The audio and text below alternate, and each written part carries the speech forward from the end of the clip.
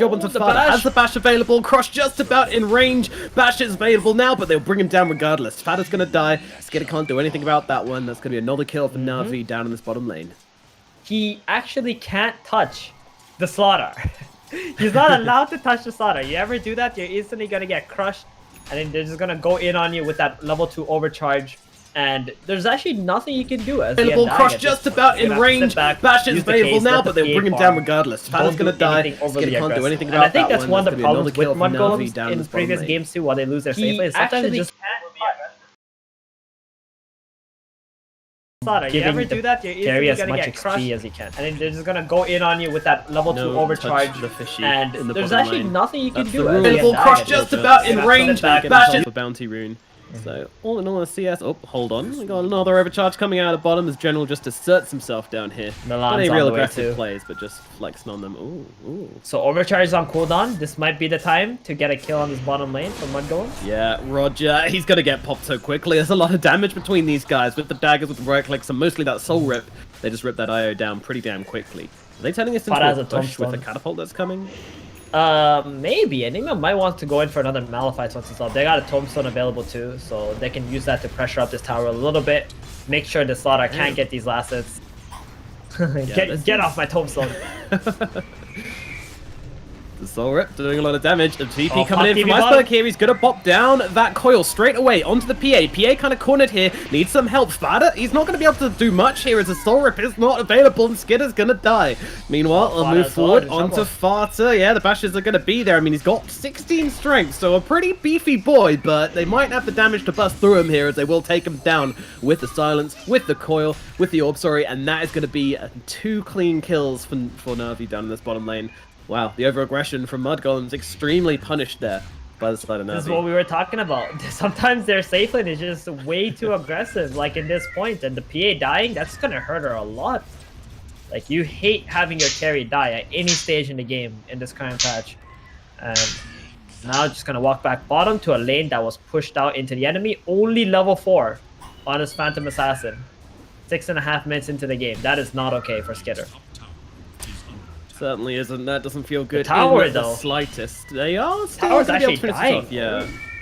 Iceberg actually left the lane too soon. Didn't help kill the catapult first. And now that catapult ended up taking the tower bottom. Very unusual for that tower to die this early in the game. It is. But that was due to Milan. He was kind of sticking around. The puck left. Milan never did. Kept on using these demonic conversion eidolons to keep the towers aggro off the catapult, and just from that alone, Milan was able to take this tower really big for the side of Mudgolems. Oh, 33, good TP out. He somehow sensed that Iceberg was going to come for him. Iceberg wasting a TP there onto the tier 1 tower top. Falling a little behind in XP, Bornea. He managed to get, I think, 2 kills on Witch Doctor. Oh no, the IO and the Witch Doctor, right. He made a rotation top when the puck TP bottom and got a kill on the Witch Doctor real quick. So he's doing really good for himself. Went for an earn route. Definitely plans on being in a lot of fights this game. Yeah, still a little bit behind Iceberg, just due to, Iceberg getting first blood. But the fact that he's been able to keep pretty much neck and neck with Iceberg in this laning phase is very impressive. Now he gets himself a double damage rune as well. That's big. That is a big rune. Navi are going to have to be very careful in any aggression that they apply, because this Void Spirit with DD, 2 Astral Steps, they're going to get sliced up. It's really, really painful when this guy picks up a DD rune. Iceberg, however, he's going to be able to dodge it, so he'll have to make a TP rotation or something like that if he wants to really get a kill with this DD. We'll see what the play is. Meanwhile, there's heroes coming in the mid, it looks like, as Roger, Vici, and Iceberg, they're all ganging up in the middle lane. They want to try and drop the Void Spirit here, throwing down that coil, throwing down the damage on the spell, they're just going to be able to take him out. Whoa. Huge. Overcharge plus Mask of Madness, 8 minutes into the game. That was not a joke. Bottom, they're going to use the black hole. Yeah, they're going to get the kill onto General down here. Milan just not really hesitating to drop down that black hole, getting themselves a kill, and fighting a bit more pressure on the bottom side of the map. But yeah, I mean, a really heads-up rotation. You normally don't see these spends leave the lane so much unless they're going to push a tower when no one else is on the map or something like that. But this is Navi saying, hey, we recognize the strength of our heroes, and we know that this Void Spirit can't go anywhere when we coil him. They take full advantage of that fact and just completely take him down. That's what we meant by the coil, like picking Void Spray into the puck. A bit awkward. Seeing the opportunity, just taking it. And Mudgolems, like, PA just got level 6 right now. She is really far behind in net worth, like still behind that Slaughter, who got his tower killed. So there's going to be a lot of catching up Skitter's going to have to do, and Mudgolems, they're going to need to make space as 4 heroes. And I'm not entirely sure if they can, because his Axe is on catch-up mode. Enigma is Enigma. Doesn't really make a lot of plays. Yeah, fundamental and problem there. Undying, like, he's good levels though. At least Fada is level 6. He can maybe play with the Void Spray. They're going to need to smoke up Boronia and try to get some space on this map. Oh boy, but can we just kind of reflect a little bit on why Skitter's lane was so rough? Because, you know, they brought heroes down, they took the tower, but Skitter still has very, very little. She's one of the Alright, well, scores. It's very simple. They never made a single pull in this bottom lane, right? They didn't allow Skitter to be able to absorb the creeps under the tower while Fada's making some pulls happen and just get that solo experience. Fada pretty much shared all the XP in this entire laning stage. Top lane, a bit of action here as I'll take down Iceberg. Nice little jump from Boronia. And Milan helping out with that one as well. Meanwhile, down at bottom, the tower's being taken. V-Tune, with that God Strength, will be able to shred the bottom tier 1. Fada kind of just sitting in the trees, picking up some XP, but unable to do anything more than that. I mean, they'll be happy enough with this trade, I suppose. They can maybe look to put some pressure on the top tower now, along with Milan, so even out the score a bit. But the middle tower's actually gone down for the Mudgolems, which definitely hurts them. Yeah, the fact that they were able to get the kill on top, that was like the best case for them, because bottom was just unprotected. Like, you can't protect that bottom lane. It's impossible into this IO Sven right now. So just make a play top, get the kill, get the tower for yourself, open up the map for your Phantom Assassin. And hopefully your PA is going to be able to sit top for a little while. That being said, though, this Sven is farming at an alarming rate. Already has Echo Saber. It's just 11 minutes into the game. Like, he can just run in anywhere he wants and pretty much unstoppable. Top lane, though. Slaughter. He's in a bit of trouble right now, but they're going to drop down the Death Ward, doing a decent amount of job to cut through Boronia. It's a general trade for Boronia, and always want to fly, going to get dunked by 33 at the same time. So Navi do manage to find some sort of trade here. I don't think they're going to be that miserable about this one, considering that Sven is just roaming around the map with his Io. I mean, this is more or less a 3-on-4, which they were still able to get mid laner on. Now they find Iceberg. Call comes in. They've got him locked down. Is it going to be for the full duration? Yes, it is. Wow. Iceberg stuck in the trees, going for the TP away. Milan comes over, blink across, make sure he can't get out of there. They will be able to get the little fairy dragon, and that's going to make things much better for the side of Mudgolems. Yeah, Boronia died, but killing 3 heroes, that's so good for Mudgolems. I don't know what Navi is doing, actually trying to defend his top tower when it's pretty much already dead. So they put themselves in a very awkward position against 4 heroes. Mudgolems, they're doing a great job at creating some space, like we said they need to. And bring the goal lead back down to 1k, just like that. Is the dream real for Skitter? Could he potentially come back into the game, or is V-Tune just too damn scary at this point? I mean, it's only 12 minutes in, but the guy is absolutely massive. Like, they're going to have to kill him a few times if they want to stand a chance of the PA catching up on the Sven. They were really thinking about making IO relocate play and like have 5 heroes top against Mudgolems, but they were going to fight into like Black Hole and Tombstone. So if you don't jump the Enigma on the side of Navi first, it's really awkward to just relocate in, because you might just relocate to a Black Hole that you can't cancel anymore. So yeah, this Sven, like V-Tune, as long as he is untouchable, or like he can just go in and freely hit, Mudgolems are just going to evaporate, like I said. Yeah, he is enormous.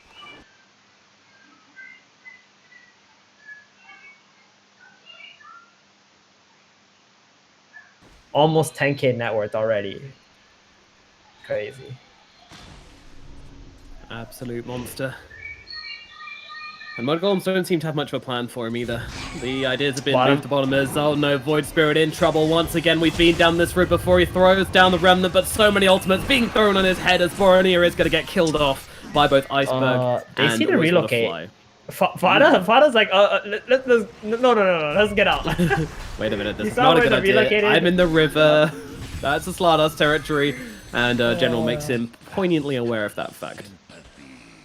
He was considering going in and like dropping a tome. They got the backup of the Enigma, but PA and Axe were nowhere to be found. So he's like, oh no, this is not a good play. And here comes Slaughter. They're straight into the Roche Champion, level 2 God Strength. check out that damage from the Sven right now. Insane. Insane.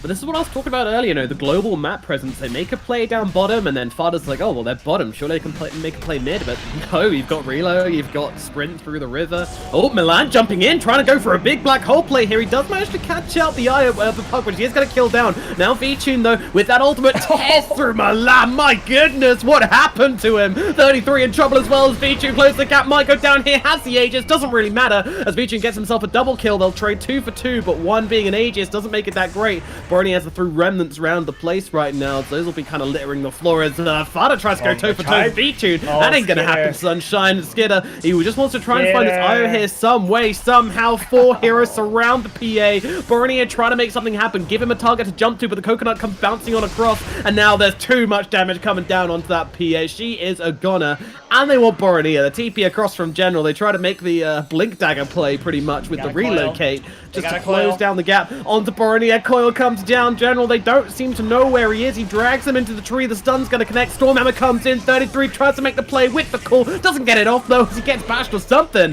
As now the call comes through, trying to drag him back, but it looks like 33 is just going to be another hero added onto this bonfire, which is blazing away in the middle lane for the side of Navi as they take down 5, 6, 7 heroes? I don't even know at this point. I've lost count.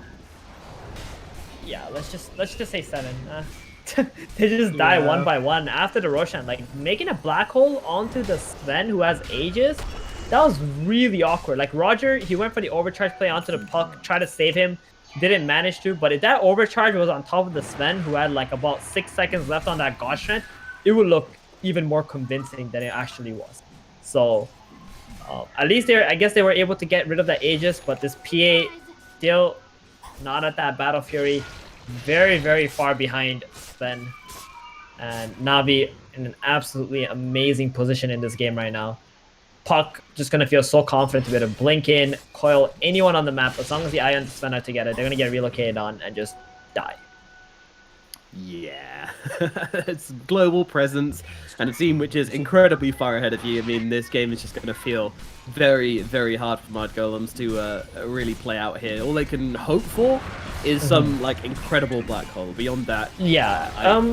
What they need to do is they need to bait heroes, right? They need to bait someone who gets coiled and then like be like surprise, and then turn the fighter on with like Tombstone and Berserker Call. And they need to also fight on these like hills where the Tombstone will be much more difficult for Navi to kill as well, because they don't really have a Tomb Killer at the moment. Okay, that's a very aggressive relocation. Yes, didn't quite work out unfortunately, but Roger getting a bit galaxy brain there, thinking of some creative ways to get across. Roger also has a Soul Ring. It's not something we normally see anymore on IO, as it doesn't give you any HP regen. But it's nice. Wanted to be a mana battery for his teammate. Yeah, General. Also used to be the case where IO couldn't regen if he was on full health. But since guess who they found? Get it. Uh-oh. Needs to get away from this one, but unfortunately with the stun guy chasing her, there's not much way out of this one, and they're just going to throw the whole kitchen sink the way of this PA. I mean, why not? Bring down that carry hero, crush the hopes of Mudgolems in one swell move, but they're also making a counterplay here. Can they bring anybody down is a question. The taunt is going to connect onto the IO. They try to dunk him, don't have the damage. Roger will certainly die. They have to commit a lot to it here as the 4 heroes run down the IO and make a pretty poor trade. They'll take that PA for the IO. It's like Navi are just reading Mudgolems like a book right now, right? They were here, they were farming the Ancients, and then they're like, oh, if PA is not here, and I'm down here, then there's only one possible place where the PA is going to be. She's trying to steal our Ancients. So Slardar just TPs onto the tier 2 tower, goes for a scouting mission, finds Skidder, and your carry's dead. Doesn't feel good to be a Skidder in this game, but yeah, maybe... I don't know if the hope is alive. I mean, Battle Fury is completed. Desolator is a plan, but... Oh, yeah, definitely. I mean, Navi are like one bad team fight away from letting Mudgolems back into the game, right? Okay. They have the heroes that can play into the mid of the lane. Being jumped here. Doesn't have to Sages anymore, so could be in some real trouble if they want to commit onto him, but it doesn't look like they do. The team's on the high ground. It's a little bit scary, so Mudgolems are just going to tease him a bit.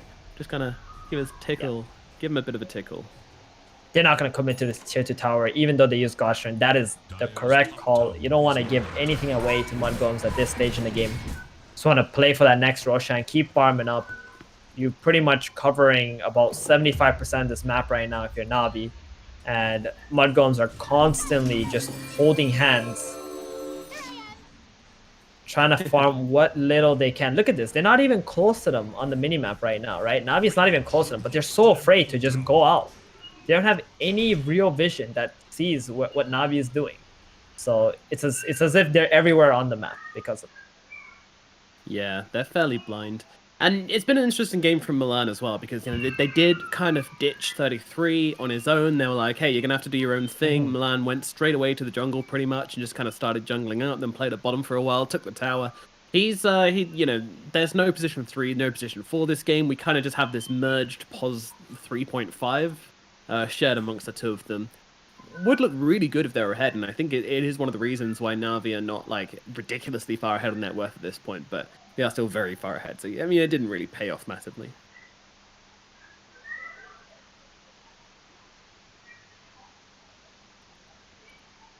So now we're kind of just putting our hopes in this Phantom Assassin. Once she gets that Desolator, you cannot underestimate PA with Battle Fury Desolator. There's always the potential just to blow up that hero which never expects it, like the Puck, like the IO, definitely. Like the Witch Doctor. These guys can go down very, very quickly, and that's when the promise of a comeback really starts to take shape for Mudgolems. The promise of the comeback is going to arrive when the Undying's Tombstone's going to be on some high ground that Navi cannot take out. So if they can do something like that, like it's actually as simple as that one, right? If you get a really nice Tombstone and Axe gets a call and you're kind of just stuck in there for like a couple of seconds, then this PA is going to have plenty of space and a lot of vision from those zombies running around, where she can just kind of like dagger, just wait for that right opportunity to just blink in, and the chaos is going to be there. And then you also have to start thinking about the Enigma Black Hole and such. So that's what Navi don't want to deal with. And that's why you saw them bottom lane. They're like, oh, there's a hill here where we don't want to die over here. And so they just decide to back off and maybe play for the Roshan and play for the picks from the Puck first. They don't want to fight 5v5 at the moment, especially into high ground hills. It's very hard. It's very hard for them to... But the thing is it's also very difficult for them not to take 5v5 fights, right? Because if they try and go on 1 or 2 heroes, then the mobility from Navi is going to be the case that it's going to break into a 5-man brawl pretty damn quickly. Yeah, indeed. And that's why like Mudgolems are constantly holding hands with one another, just trying to like push out lanes together. Look at Axe and Void just blink out, Astral step out, just TP away. And they were right to do so, because Iceberg just sent an orb as soon as they TP to scout them out too. So they had a sense of where the enemy could be. They're just playing for the map control and the pickoffs on the side of Navi right now. Sadar also has a Solar Crest. That's going to make Sven even more powerful. Yeah, buffing him up as much as they physically can. Get him as large as possible. And now a smoke up comes out from Navi. They're moving northwards into the top side of the map, where they know that the Mudgolems are. This is going to be very dependent on who they find first and how this engagement goes. Here it is, Undying. Walking straight into vision. 2 heroes spotted out perfectly as they drop onto Boromir. He has got the Yules. Is it going to be enough to help him survive this one? Probably not, with the Maledict on him, and they will take them both down very damn quickly.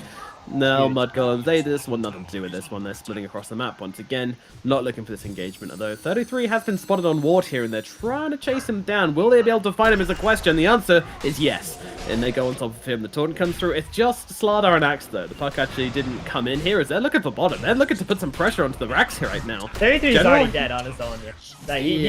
General will solo him. That's the power of Slardar, right? Back door, Sven takes the melee barracks. Okay, right. That's very cool. Thanks, Mr. Frog. He has 600 damage when he clicks Gaussian. He's level 18, 19 now. Of course he does. 600 damage, yeah. And Echo Saber plus an overcharge, 140 attack speed.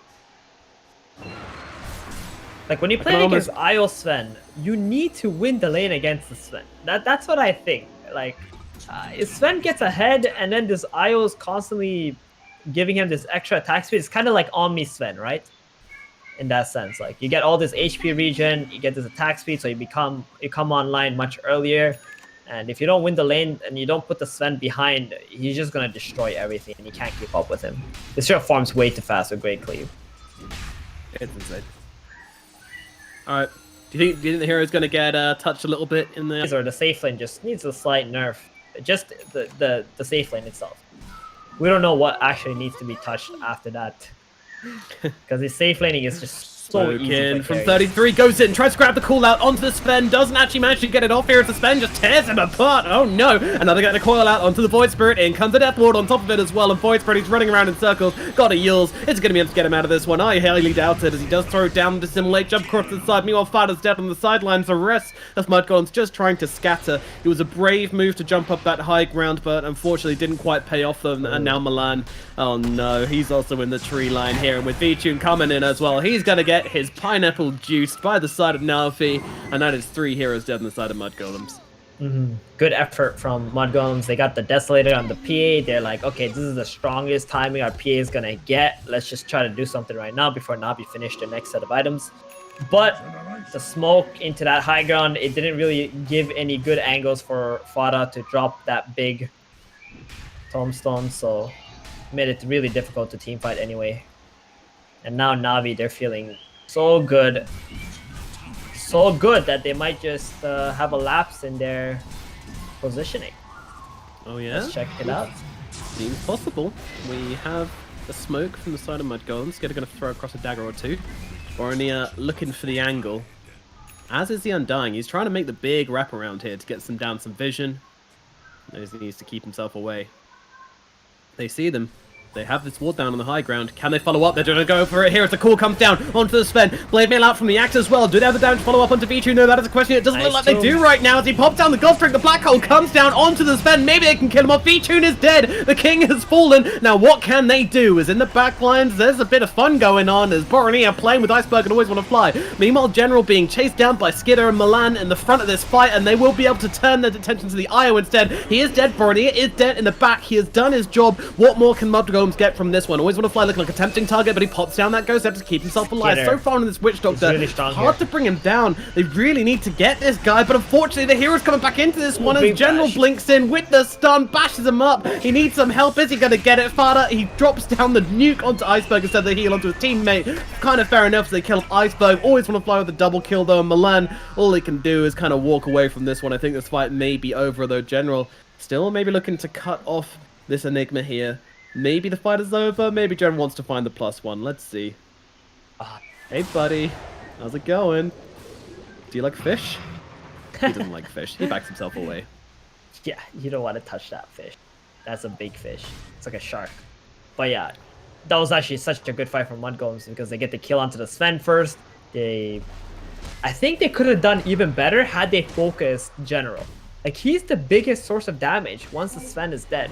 That Corrosive Haze plus the Solar Crest is not a joke, and the PA just needed to look for him. Like, use that dagger, slow him down, get one stun. You can burst them quite quickly, especially if V-Tune is down. So maybe a little bit of a poor decision making to go for the Puck and the Witch Doctor on the side of Skidder first.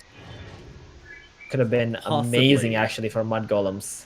That was the fight, right? That was like the lapse in positioning that we were thinking, and Fada got a great tombstone that fight too, which helped quite a lot.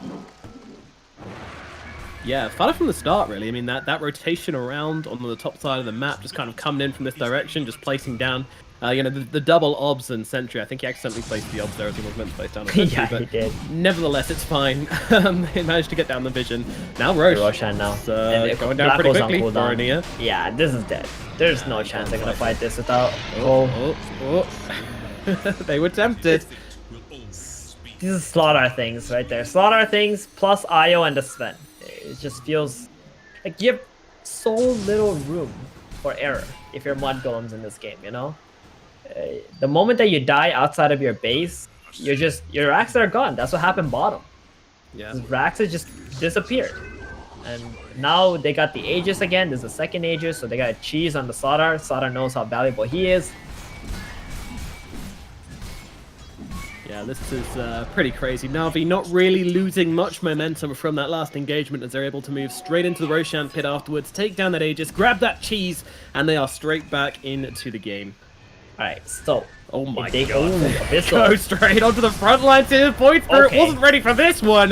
He's going to get finished down the Sven Abyssal. Yeah, you don't expect that. Nice callback onto the Sven here, but don't forget, this guy has an Aegis. The Black Hole comes down, though. They want to try and bring him down anyway. They want to get rid of that God Strength. Can they do it in time? It's a question. The answer is no. Milan's been killed off anyway. And now with that, well, they'll be able to get the kill anyway, but PA just stunned up on the side here for such a long time. She is gone. Full buybacks out from the side of Mudgolems, so they want to try and turn this into something. They may be able to get General in the back. Meanwhile, Enigma trying to jump forwards here, finding themselves something, but it's kind of damn difficult as Iceberg continues just to play around. They might be able to catch Always Want to Fly, a small consolation prize considering the amount of heroes that brought back for this one, though. This isn't nearly enough for Mudgolems to get as they see Roger. Stun comes down. They'll be able to get him also. All right, 3 kills. It's okay, but 4 buybacks for 3 kills. The math just doesn't check out. Yeah, that was a lot of buybacks. And do you know how the Black Hole got cancelled, though, Matt? I don't. It was Slardar. He blinked in and bashed him. That was actually a really good Black Hole because the Sven was under God Strength and he will die there, right? If he dies with God Strength and has the Aegis, like when he comes back alive, he's not going to have a whole lot of damage. So Mudgolems, that's a fight that they would be able to win. But unfortunately, that bash came out, wasn't able to hold the Sven down long enough, and things just turned for the worst for Mudgolems. 4 buybacks. They're going to be okay losing 3 heroes for this. As long as V-Tune didn't die. Yep. As long as the king stays alive, they will be happy. The side My goodness. of Mudgolems. What's up? He's doubling up on this PA right now in net worth. That's crazy. Yeah, he is. 24.6k gold on V-Tune currently. Who would have thought? A bash from Slardar. That's how Black Hole will get cancelled. Damn. Yeah, truly I unfortunate. don't even know. Pretty insane from General to find the positioning for that one. Like, I guess that can't happen if you cast the Black Hole like directly on yourself, but obviously that's not always the ideal scenario, not ever really. As they go looking for someone here, running through with that oh no, Skidder, he does make the TP away from that face. They didn't see him the first time around, but this time they will, and now the Phantom Assassin, she has no counterplay. The misses are coming through, however. I mean, Skidder's healing into this spend, but no, there was never a chance. The team's not coming to help, and the PA is going to get dropped dead for 100 seconds on the Phantom Assassin. No. Yeah, it looks like they want to clear the mid tower first and then walk into the high ground with that. They must know, right? Like, there's no buyback from the PA. Yeah, they know for sure. They just want to clear the mid so they can get megas off of this. They know Black Hole is still up. They're not getting megas. If you go for the tier 4s, the throne, that's how you maybe, small chance you throw this game. I don't think Navi are that afraid, though. No, I don't think so.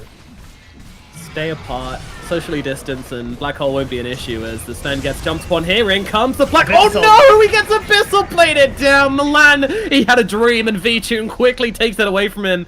Down they go. The play was attempted, the play was failed, and now Navi have a free invitation up to this high ground. They move it on towards top instead.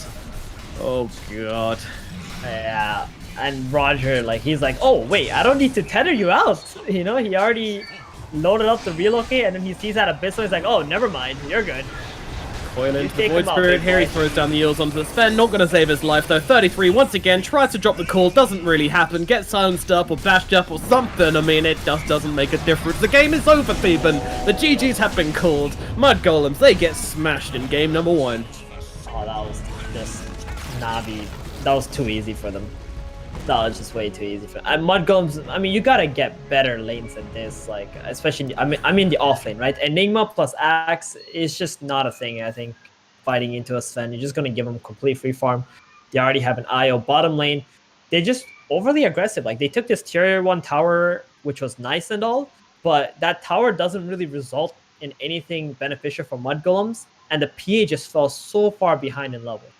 Right, like you can see the difference in levels between the Sven and the PA. The Undying had the same amount of levels as PA did, which is not good. And then once the PA started farming, she's farming so slowly compared to the Sven too. Just spent way too much time bot lane. They just got to keep playing for their carry instead of doing some of these crazy stuff, I think. I think so as well. I mean, a lot to be improved from the Mudgolems from draft to gameplay here, but all you know is that Navi were definitely the better team with a 34k gold advantage, 34 kills at 32 minutes into the game. Very impressive stuff from this team, and this Sven looked damn scary. Alrighty, folks, we're going to throw it over to a break. You guys enjoy yourselves some adverts, then enjoy yourselves some panels, as we'll be back afterwards for game number 2 of Mudgolems versus Navi here at the Epic League. We'll see you very soon. EGB, your esports betting world. The only place to find the widest choice of popular games and matches to win real money. Choose your bet on a single event or express of several matches with dizzy odds. Serving the market for 7 years with over 800,000 users. Join now to get your bonus for the first deposit up to $600. EGB, you know for sure who's gonna win.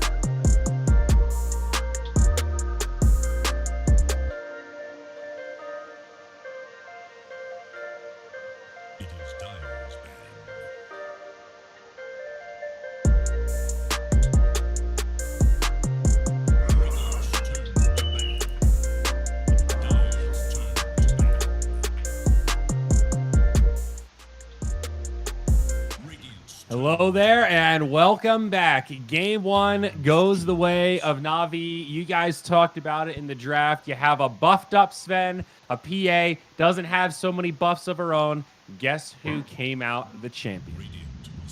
Yeah, playing with Sven, sounds like an easy Dota. You make stacks. Like in the last game, Navi made 14 stacks, 8 stacks made for Mudgolems. But, Enigma mostly stacked for himself. And later on, Navi did not really bother stacking. And most of those stacks were ancients. So they got so much more out of that. Like you create gold out of nowhere. And Sven comes online faster because he has a built-in cleave. You have ways to buff him up with the Slardar. You have ways of opening the Roche. Like Slardar just in general is top 2 of the strongest offlaners, at least in my book, with the Beastmaster, where you can take Roche much easier and you amplify your carry. Like carry to carry matchup is just way too good. You amplify your carry, you win the lane. Like if thinking about the laning stage itself, they had Wisp and Slardar versus Undying and PA. They dodged the Axe Enigma lane, and they got they got the best lane possible because both Undying and PA are amplifying their sticks. And then Wisp with those sticks heals up both of them as well. And then you have a Wisp Slardar, which is extremely difficult to deal with. Then you have Borania on mid lane playing an unfavorable matchup throughout the game. And Axe is suffering. I really can't... Lacoste said that I was lying because they picked Slardar 2 times, but I really can't get around this. That hero was so perfect for them, and they opted for an Axe instead, who literally got manhandled by Slardar throughout the game 1v1 in some scenarios. It's not even that, it's literally the fact that you're not buffing up your carry, which is really important. And PA is strong, but when she has something like a minus armor from anyone, she exponentially becomes stronger. I think one of the problem was also that they did not put any pressure to Sven's lane. Like he was just free farming. Enigma bailed and went to jungle. So you are giving enemy carry who's much stronger and gets the item faster than the enemy carry. You have given him this window of opportunity. Like you have 5-6 minutes to keep the constant pressure on the map, go for the towers. They're really not relying on the cooldowns. The only cooldown they care about pretty much is Sven's God Strength. But even without that, the way he itemized, he can keep fighting all the time. We talked about BKB piercing abilities against Enigma in the previous game. Like he went for Abyssal Blade. And also in one fight, Slardar went from behind on Enigma, blinked in and bashed him. And that's how you stop a black hole. Okay, so Mudgolems, they will go with the standard stuff, Enchantress, Viper, these are their heroes. Like I feel like Mudgolems got figured out throughout this tournament. When they formed, they had a different way of thinking, how to approach a draft. They played different heroes, but I feel like the teams figured them out, the way they're gonna do it, and just overall gameplay, what they're planning to do in the game. Uh-oh, we're losing Lacoste here. He's frozen on a beautiful screen cap. Beautiful picture, though. Like, you can't really make anything better than hopefully that Croatian internet comes back. Oh, no, Lacoste has ditched the broadcast live here at Game 2, Mudgolems versus Navi. It is a little bit of a shame, though. Like, when this group stage started, Mudgolems was the team to watch. All of us were super hyped. I saw some other analysts write some little pieces about keep your eyes on Mudgolems, and it seemed like they were just slightly ahead of the curve in breaking this meta a little bit. And now all these teams are taking games off of each other, and it's Mudgolems that have kind of gotten left behind. Yeah, they really were. They were ahead of the meta. Same thing happened in 2019 when they started...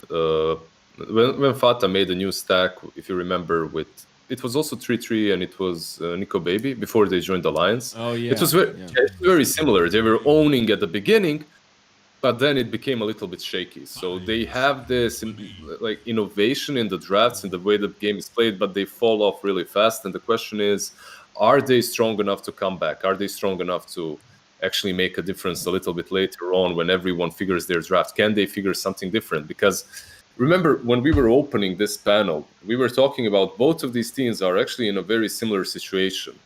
They've been figured out. They started strong, but their drafts do not change. Like you can predict this Viper in 90% of Mudgolems' picks. Like Navi leaving that Slardar out with PA in the game and then snatching it for themselves.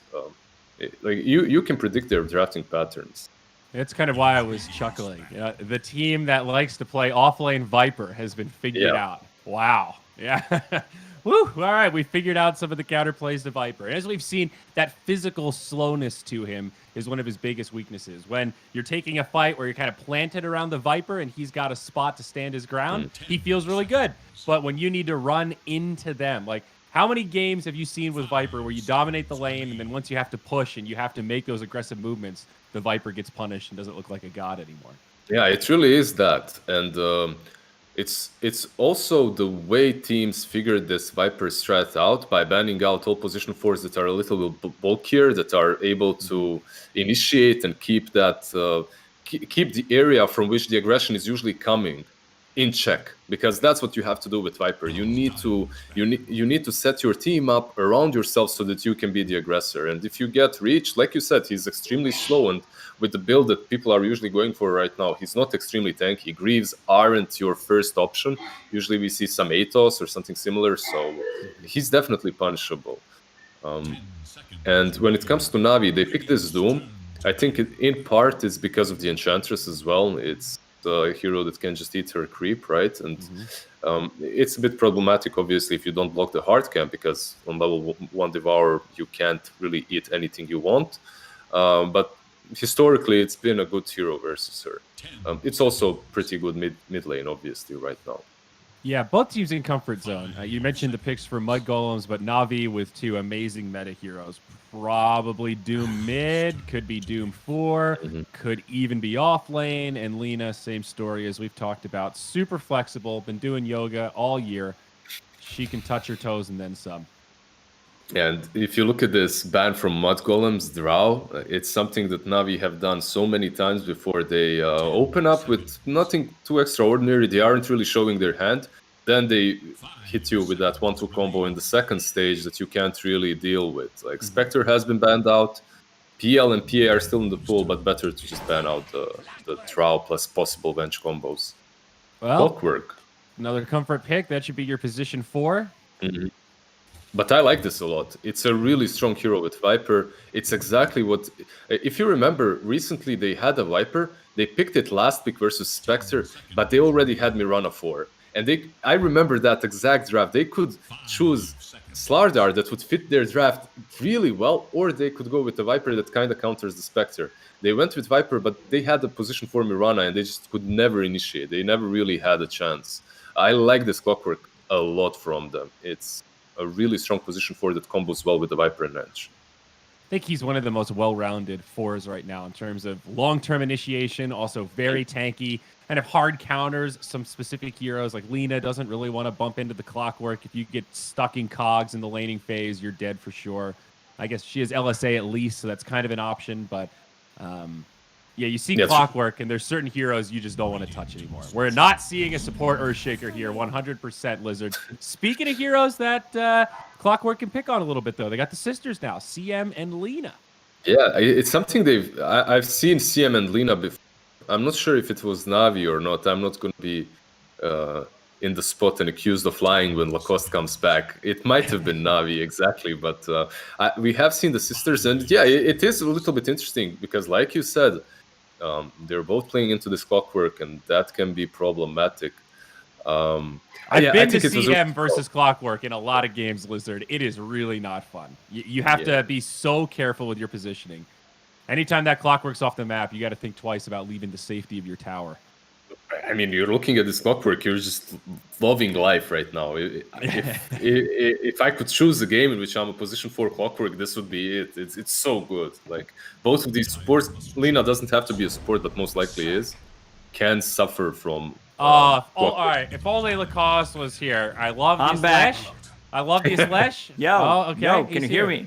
I can hear you. We can't see you, but we got Lacoste from the heavens. I'm looking better. Like this black screen, you know, my face is too ugly, so he just covered it. I heard the question you asked about the last track. So sorry about this. Like my internet just dropped. Seems to be some kind of an issue we're having in Croatia right now with the internet, but I think it will get fixed soon. Now it's working. Usually I don't have internet issues, but here we are. So yeah, last track.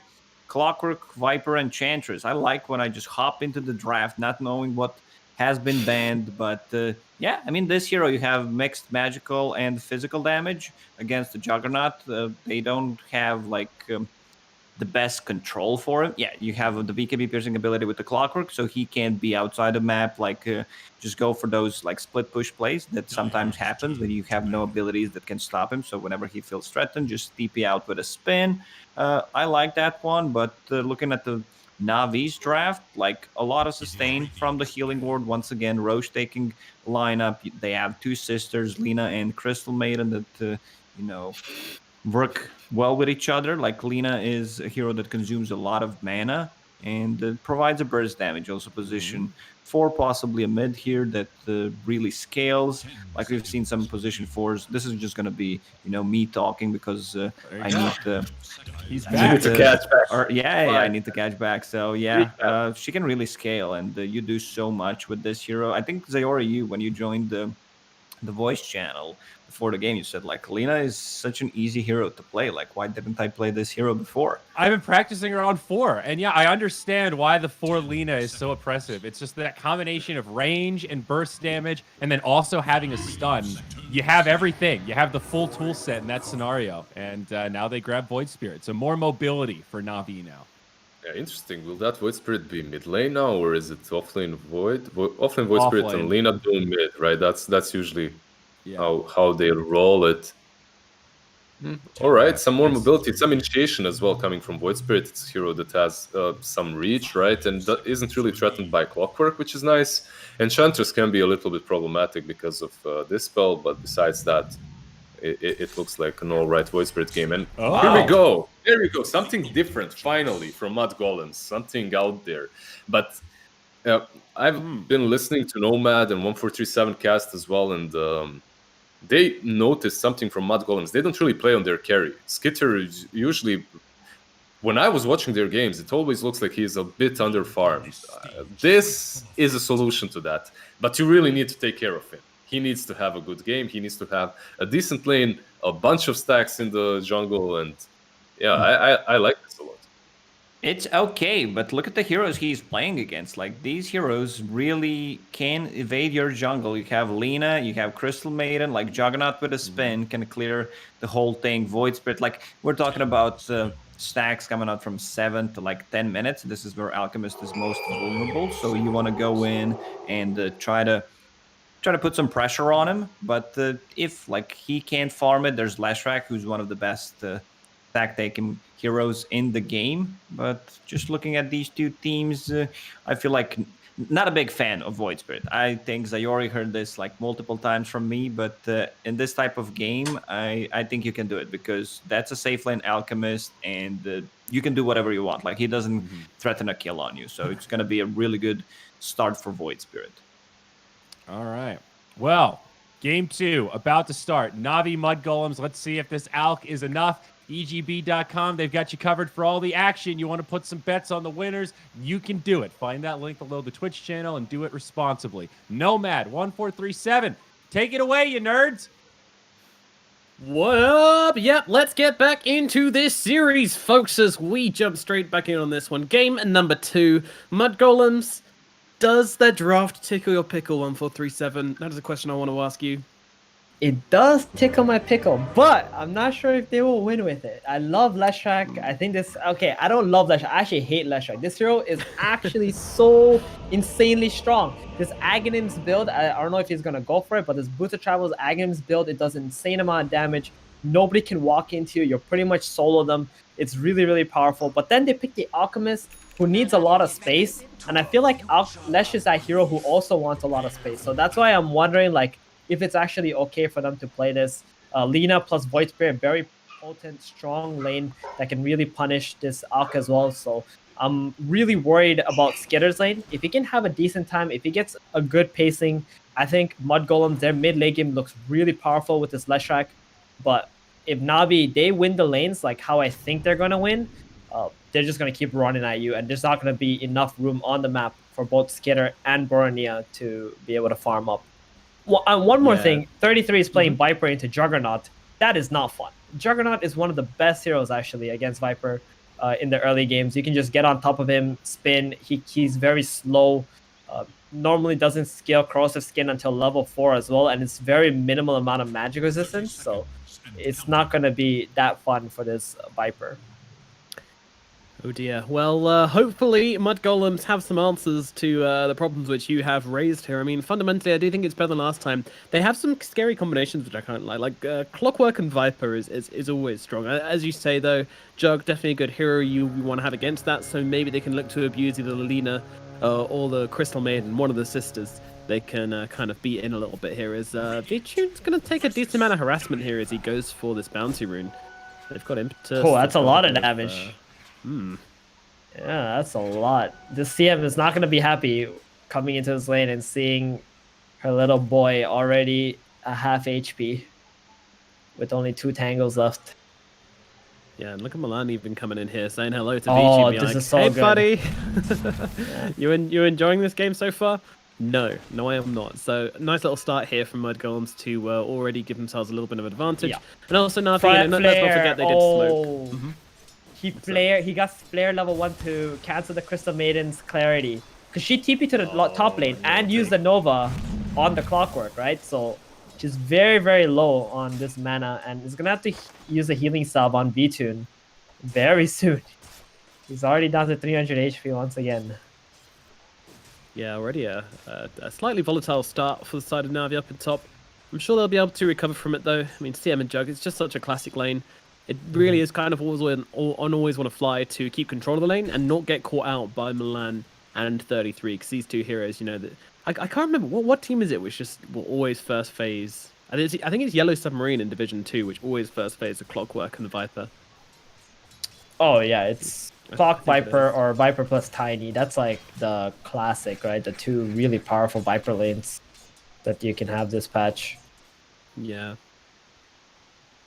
Not fun, but hopefully the Jug can survive it. Meanwhile, over towards the mid lane, we've got Iceberg versus Boromir playing on the Doom versus the Leshrac. Seems like the Doom is doing pretty damn well on the CS, but Leshrac winning out in the trades a little bit. But then again, you know, looking at the CS, it's actually really going in the Doom's favor. So Iceberg's happy as it stands. Yep, just good for now. How's bottom here? Roger fighting into Fada. Fada already level 2. Roger has to use his body to try and block these camps and not take too much damage from Fada as well. Yeah, that Skitter. Enchantress can just do Ooh. so much damage with the Dodges out the impetus. Remnant. Pretty good job. All right, help our observer out. Where's the first blood going to come from? Do you reckon? Oh, dude! Every time you put this question on me, I just always get it wrong. It should be top. It should be top lane, I think. Yeah. Bottom Alchemist, he's already very tanky. Has his first bracer, second bracer going to be coming out as soon as it goes back to base. The Courier, Eng, not very easy to kill. Very fast hero. Can dodge out that Remnant. That's the only setup stun they have. So top lane, this Crystal Maiden, you know, looks pretty juicy once Milan is level 3. Oh, he's actually gonna get gone on instead. Yeah, he just goes straight up for the TP out, and well, you know, easy peasy. Always on a fly, using his Frostbite a little too early, so as soon as they see that, he can just get out. Yeah, playing very, very carefully on this Clockwork, as we've mentioned before, does not want to get caught out here. I mean, both of these supports just have to play so carefully. And so far, so good. Meanwhile, the bottom lane, Skidder is going to get an LSA dropped on him here. Navi going in with the body blocks from General here, just to try and slow down Skidder and allow Roger to get as much damage as possible off. Has another LSA, but it's not going to make much of a difference as Fada now comes in from behind. Oh no, Hellbear Smasher plus Fada. It's a lot of damage coming down onto General. However, doesn't have that much mana left on Fada, so doesn't want to just freely throw out impetuses. Yeah, he's good. Roger with the stun onto the Smasher. Gonna be enough for him to just get out. So, bottom lane looking like a... Oh, top though. Milan gonna get gone on again. Doesn't have TP. Oh dear, he's getting so low. The spin's coming through. Is it enough to bring him down? He's got the Fairy Fire to keep himself alive. And now with the Battery Assault will live. Meanwhile, Skidder gets really good on the bottom lane. But also Fly's the one who falls. Nice Stole rocket the first comes blood. out. Stole the first blood from 30. Like, yo, bro. I literally did everything for that kill. And yeah, top lane. At least I got it right. Happy about that.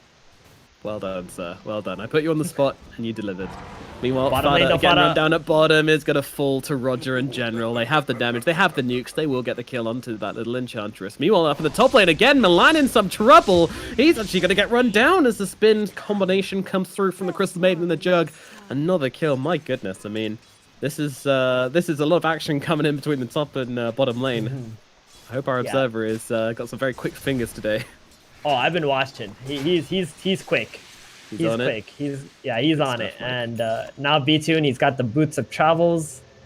Always on Fire brought that in. I think Milan really didn't expect the CM to be there so quickly.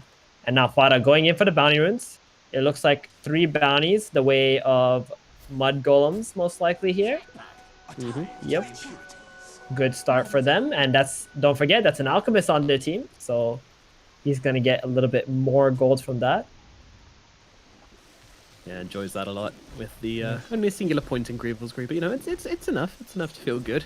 He's actually made his way over towards the jungle already here. Kind of interesting. They're putting a lot of pressure up him at the bottom lane. Looks like it. His CS is quite low, as is the Jugs.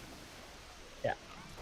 So this top lane going much better for Mudgolems than I expected, and this has a lot to do with V-Tune just pretty much losing half his HP level 1, and then the CM having to use our Nova and getting her clarity cancelled. Because the Clockwork was trying to harass up the Juggernaut a little bit. So if it wasn't for that, if it was like a very flat out 2v2 lane, they would have done so much better on the side of Navi. So Jug not going to have that amazing dominating start that we normally see him have. Bornea got... Oh, he's doomed. Meanwhile, Doom comes down onto the Leshrac. At the very least, it's going to drain his mana because he's got the Vault Nova going on, but... That's all it's going to do. Even then. Yeah, that's about it. Yeah, Always Wanna Fly was nowhere near to be able to catch this Leshrac who has boots. 370 movement speed. Oh, but Roger dies over in the jungle. Fada and Roger, looks like they were just kind of brawling it out with one another, and Fada was able to turn it and get and to get the ward, too. Fada gets the ward as well. Big win for Fada here. That's Milan chases nice V-Tune out of the top lane across the map. There's just so many small little plays happening at this point. Is Milan okay? Well, V-Tune doesn't really want to come in until he's got a little bit more health. So Milan actually going to try and run down Always Wanna Fly here. I mean, this is brave from him, but the Viper is coming over. Can they really make anything happen here, though? Seems unlikely. They really want to try and grab that healing ward. I mean, it's running out in just a second anyway as Always Wanna Fly turns around with the Crystal Nova, chases back Milan, and that's going to put an end to things up in this top lane, I believe. Yeah. That's going to be it in the top lane. One thing that is kind of worrisome for Mudgolems is that this Alchemist has lost his lane pretty badly. Like, he's been jungling for the past couple of minutes, and look at General. He's got 21 denies. And he's just holding this wave in front of his tower as well. Like, the only reason Alchemist was bottom just now was because he was healing at base and TP back because there's a wave in front of his tower. But other than that, like, now he's in the jungle, and he's just going to be getting jungle creeps. Not super high level. At least the jungle creeps is going to give him quite a lot of gold. It's going to be able to utilize that Grievel's Greed better in there. Yeah, he's feeling okay Oh, about top lane, things. Meanwhile, the 33. jump across the Viper in some trouble. 33 gets jumped upon and does get brought down very quickly by V-Tune, General, and Always Wanna Fly. A rotation in from General, not really expected, it seems. But yeah, as you say, you know, the answer to ditching Skidoo in these games is just like, okay, I'll just pick my Alchemist. I'll just sit in the jungle, do my thing, can farm more efficiently than PA from early points in the game. And that's going to be the gameplay plan from Mudgolems. Yeah, and Navi can't really ignore this Alchemist just sitting in the jungle. They're going to want to push out these lanes and run in there and maybe create some chaos as well. That being said, CM and Lina are not those heroes who can do that. You need someone tanky and melee who can just go in and out if there's danger. Looking at you, Void Spirit. But he's looking at top. Milan's going to be the target in the trees once again, looking to get himself a bit of XP. Sees the heroes converging upon his location. Is he going to be able to get out of this one? Nice little cogs coming down, but unfortunately it doesn't make a difference. General's going to join him inside those cogs and finish him off. Milan dies up at top once again. Navi putting a lot of pressure on this top lane, opening up the game for their Juggernaut, it feels like. Yeah, there's some action coming down here as the LSA comes down along with the Doom onto Boromir as Iceberg turns up to this engagement. They really want to try and bring down this Lesh. Are they able to get at least a return kill onto Roger? The Tomato Man is chasing, but Boromir will not get in range. He's going to fall. Roger survives. Fada as well. Gets chopped up by Iceberg, by his big boy sword. See you later, Fada. Nice 2 kills in the Oh. bottom lane as Iceberg enters the game. That phase boost drums. As soon as Bronya got doomed, he's like, okay, I accept my fate here. I just run at this Lina. Hopefully I can get the kill. And Vtune, he's getting a lot, man. He's got 2 kills, 2 assists already. Now he's in the bottom lane where he can just keep pushing this out. Maybe take the tower on his own. General top, he should be okay. He's got 2 Astral Steps. Oh, the rocket, though, giving vision for Viper. He might be able to come in and just sweep this one up. Let's see if he can do it. Nope, General, he's too damn quick with those phase boots. Won't be able to close the gap on him, although stuck in the trees. If he can find him, Skidder would love this kill. They're trying to leave it for him, but General's so damn speedy. They might just have to finish the job. Beautiful cogs from Milan interrupt that one, but General still running through the tree line here. They don't have the vision on him. They're picking him out, but I think everyone's kind of given up on this one except Milan. No way. No way. He's away. Out. Oh yeah, my God. they get the Doom mid, though. That's pretty They big. got the kill on the Doom. And Always Want to Fly did steal one of the bounty runes as well. So they do lose 1 bounty for the Alchemist. That'll make him a little bit sad. But getting the Doom kill and having this opening on the top tower, that's going to be what they're going to get in return out of it. It is. Trades being made. It's game of trades, this one, to be honest. Currently, Mudgolems, they're doing okay. The Alchemist, you know, he's doing okay. Would have really loved to get a kill there just to put himself properly ahead. But he is still kind of lagging behind that Doom just a little bit. Does just now overtake him due to the fact that Doom died. Yeah, it's going to be an interesting one for sure. General, he was having a great laning, but the moment he TP top OCM, jumping onto the Crystal Maiden. Fada's coming across, but it looks like Milan, it might be too late for him. Well, I say that. He's turning around. He wants to fight. He wants to kill him. We'll be able to grab it as Always Want to Fly falls. Iceberg comes in, and a singular right click will bring down Milan. Are they looking for any more? Doesn't really look like it. Mudgolem's going to run themselves away, and Navi will say, see you later. that was very good play from Milan there, just to go into the enemy jungle, force the reactions. Doom show top, Void show top. That means this Alchemist can pretty much farm all of this without having to worry that there's people running at him. That's why he's right now bottom lane, farming up against the Juggernaut. Yeah, He knows the Jug can't kill him. Yep. Yeah. Very interesting move from Skidder here to take the contested lane rather than going to the uncontested jungle, but just realizing that if he puts more pressure onto Vtune, you know, if they're trading 1-for-1 in CS, then Skidder's going to be happy because he's going to be getting them all gold from that. Here's the smoke from Navi. They know they need to invade this jungle here. Bornea is going to be the target here, but the hook shot comes through. Always Want to Fly, kind of disrupting this fight a little bit. The Doom will come down along with the Gunu Blade. Will it be enough to finish off Bornea? I'm not too sure. Iceberg gets the Viper Strike dropped on top of him. 33 trying to run him down here as the Doom trying to get under that tower. Not going to happen as Fada gets a double kill. General attacks back himself away. Omni Slash comes through onto Milan. Other creeps nearby to try and tank this one. Doesn't look like it. And with the spin, will they finish off Milan here? Looks like they will. Cogs come down as the very last breath from Milan. Meanwhile, 33 getting on top of General. Doesn't really know who to go for here, really, as he does actually get caught out by that tasty little remnant. But that will put an end to things here in the middle lane. And by the way, the Leshrac survived. I mean, that's a pretty big deal. Yeah, he was so low. I think Iceberg just hesitated way too much as soon as that smoke broke. He should have just went straight to the Lesh with that Doom. But now they will still try to defend this. Bronya, he actually dodges the stun. Duking around a bit, Roger. Uh-oh, he's bitten off a bit more than he could chew as he dies in the middle lane. The Lena's gone down along with the tower here at mid. Big plays being made from Mudgolems as they drag themselves into the second game with a bit of fight. This is so good. This is exactly what I would love to see from Mudgolems. Just play as 4, create all the space for your carry, and this Alchemist, they just lost track of him. He's farmed for the last, 3 minutes now? Completely freely, thanks to Mudgolems applying the pressure and fighting into Navi, 5 versus 4 even, and they still managed to take the mid tower.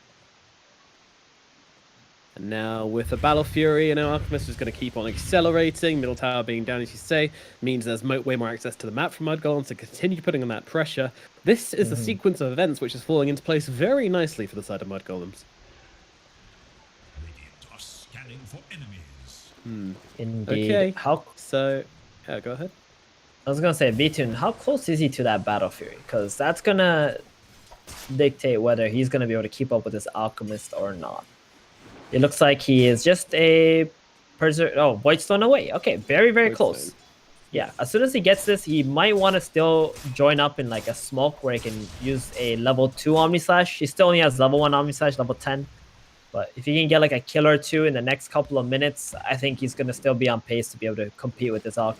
But for now, Mr. Skitter going to go for that SNY after this battlefield, just pretty much running back and forth through these camps. Yeah. This is jolly old dude right here, hobbling around. I was actually like doing some research into like the way the carries want to play recently, and it's very interesting how at the start of the patch everyone was obsessed. They're just playing in this triangle, and then if creep wave comes too close into top or mid, you can just kind of take that out, and this becomes your home. But recently, with the increase in farming speed of all the carries and everything, as everyone just kind of gets better at playing the patch and the spends and the alchemists, all these heroes which just farm super quick, it's kind of become a case where you want these three camps, and the middle lane has become what everybody likes to keep control of. So they've kind of expanded. Very, very safe for a carry to farm around. Oh, General, what are you doing there, buddy? Oh, the hookshot comes through Milan onto his teammate as he actually kind of jigs it out here, General. TP away? No way. You're not going to get out of this one. He is going to fall. Yeah, he wanted to steal the bounty away. Didn't manage to do so. So it will be, I think, a 2 for 2 for both of the teams. B2 wants to get that level 12 maybe before he joins up with his allies to make some sort of a play. But right now, Mudgolems are so happy to just sit back and farm, right? They got the top tower, they got the mid tower. Mudgolems mid tower is still alive, so they can protect Alchemist's jungle very easily. They're just waiting for their item timings. Yeah, it's pretty relaxed from Mudgolems, actually. I mean, they're making the reactive plays, whilst at the same time not really overextending too much like we saw in the last game, which kind of led to their downfall. Borony is just farming up his items, wants to find his Bloodstone at a decent timing, already has the Yules, and this Alchemist is just kind of flying off the hook at this point. Navi seem confident, though. They're not really getting antsy, they're not really going to make plays. Sending one here to go and grab bounty runes is fine. That's like the biggest play they've really made in the past 5 minutes. So they're saying that they are happy to play into a very farmed Alchemist. They believe that they can still win the engagement with that. So what timing are you expecting from Navi where that's going to change, where they're going to feel confident enough to make a play? They got the BKB on the Doom. That's one big timing. That Ice Prada? Wait, he's got an ulti on Always Wanna Fly? Yeah, yep, that's enough. Sure. Okay. Yeah. It's not fun to walk into that CM ulti without a stun. But yeah, Iceberg, his BKB, I think this was one of the big timings. The level 12 Juggernaut, that's another one. They might even just wait for the blink before they start making smokes on Navi, because Iceberg will get that pretty quickly. It does see Milan top though. They just want a free kill for now. Yeah, they might even pop the Doom onto him here. Let's see, Milan gonna be chased down as double- Doom kind of just cog. ping-ponging himself off the cogs. Yeah. He's out. He's out. Milan already wrote his escape route. Like, he already know what it was. Yeah. Just had to trigger it and boom. Base for Alchemy. That's all this is. Base. Yeah, and he's pretty much left the Milky Way now. He's in Andromeda. That's where Skitter is. So much space for him. But we will say that Navi are keeping up with Mudgolem's farming speed, right? This Juggernaut with Battle Fury is not a joke. He's at 9k already right now. Doom, he's got Devour. So I would say they're about the same in power levels right now. Right, until this Alchemist finishes the AC. Alchemist versus Jug Doom in the carry drag race. I guess we can factor Boromir into it because he's obviously going to be doing a lot of work on these team fights. How do the matchups between these four heroes really go? I mean, what team are you favoring? I think when it gets really late game, this Leshrac is going to be the big boy, right? The level 25 Diabolic Edict Explosion, yeah, the Aghanims. I'm not sure if he will go for the Aghanims or if he knows like about the Aghanims build. He should. Obviously, he's a pro player. He'll probably know about it. But that build is insane late game. You just keep split pushing. You're so hard to catch. And then at some point, you're just going to get this one random pick off that's going to catapult your team into an amazing position on the map. And you can take buildings like so fast. That's how they've been winning this game so far, right? It's the Leshrac. His Diabolic Edict just takes out these tier 1 towers so easily. And once these top and mid towers are dead, it's very easy for your team to play the game. Yeah, it seems to be the pattern with Leshrac, right? You go for the Diabolic Edict, you get 4 points in it, you get loads of towers, and then that kind of results in space, which you then kind of utilize yourself to get your first big item, whether that be Aghanims or Bloodstone or whatever, but he's still queuing out that Bloodstone, pretty keen on it. Do you go Bloodstone first, then into the Aghs? It really depends on the game. I think this game, Borneo feels like they have a Lina CM Void. That's a lot of magic damage. Just wants that tank ability with the Bloodstone and heals that can come off from it too. Gotcha. Well, they have seen General here, and the hookshot's going to come through. They're going to combo that up with the Cogs and with the Atos, but there's a Yules available from this Void Spirit to try and get itself back. But beautiful stun out from Borneo here, catches him in his own damn Yules. That's not good. Meanwhile, Milan, though, he's kind of been left behind inside that CM ult with a lot of damage coming through onto him. He's going to fall. Spada tries to come around the back here, but also going to get dispatched fairly efficiently by the side of Navi. They will be able to trade positively here with 2 kills for 1, but 2 supports for a core. Don't think Mudgolems are going to be too sad about that one, but Navi, they're looking for something here as they smoke up immediately and try and look for a play. But look on the high ground. There was an observer ward there, right on their faces. Yeah, there was an observer ward. Skitter is going to make his way back to tier 2. Yeah, he's playing it very safe. He knows that they could be here. Don't go for the big bird. Should be okay, though. Should be okay. Risky, but he's fine. The team's not nearby. And the smoke gets scouted out very nicely by Mudgolems, and that's going to put an end to that. So Navi weren't able to capitalize upon the 2 support kills they were able to get, and the map kind of resets now.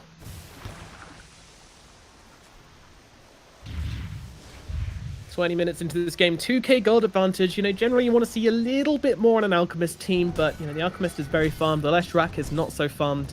Borneo a little bit further behind. Oh, so he's pretty... making space. Not as farmed. We shouldn't say he's not farmed, because he's pretty farmed still. It's just that the other heroes have Devourer and Grievel's Greed, so they're just making money out of nowhere.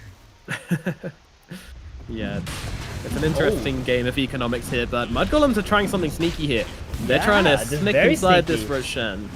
But Navi already know, because Lina's courier just died, so they want to defend this. This could be a hard fight.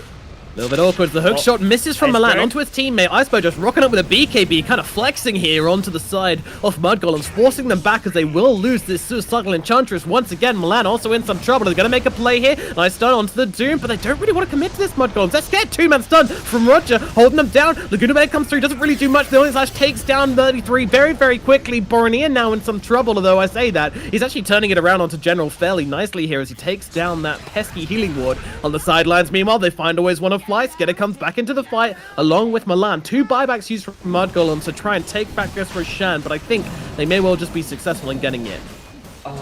Maybe Navi could be looking for something. Roger giving them the vision. General's got the jump, doesn't go for it though. The Aegis goes into the hands of Skitter, and well, it cost them a couple of buybacks, narrows that gold lead even further, but now they have the Aegis in the hands of the Alchemist. What are they going to do with it is the question. Yeah, they're most likely going to try to take a tier 2 tower with this. Alchemist can just lead the charge now, and Leshrac can just play behind him with it. Top General. Hook shot through, stunned up, but the Cogs actually drag him in instead of push him away, so... Borneo's coming in, though. Skip himself out, although, yeah, there's the Yules, and there's the stun, and there's the kill. Goodbye, General. Nicely timed by Borneo. Frame perfect. He couldn't even use the Yules on himself, General, even though he added up. So that was really nice from Borneo there. Yeah, I was gonna say, like, that was a very awkward rush attempt. Maybe they could have just smoked up with this Atos on Viper, got a kill, and take like a clean Roshan, because that Atos won't net you a kill. But they went for the rush play where they just want Navi to come out. It got a little bit tricky. Viper and Clockwork did have to buy back, which could be bad if they die again. But this Aegis on the Alchemist just means these tier 2 towers are gonna fall very quickly. Alch plus Leshrac. Towers' days are numbered. They are indeed, as the top tier 2 shall fall under the might of Skitter, and they are going to now turn their attention, I believe, over towards this middle tower. We'll see where Borneo heads off to as he's got this Bloodstone completed. I'm sure they're looking to put more pressure onto Navi.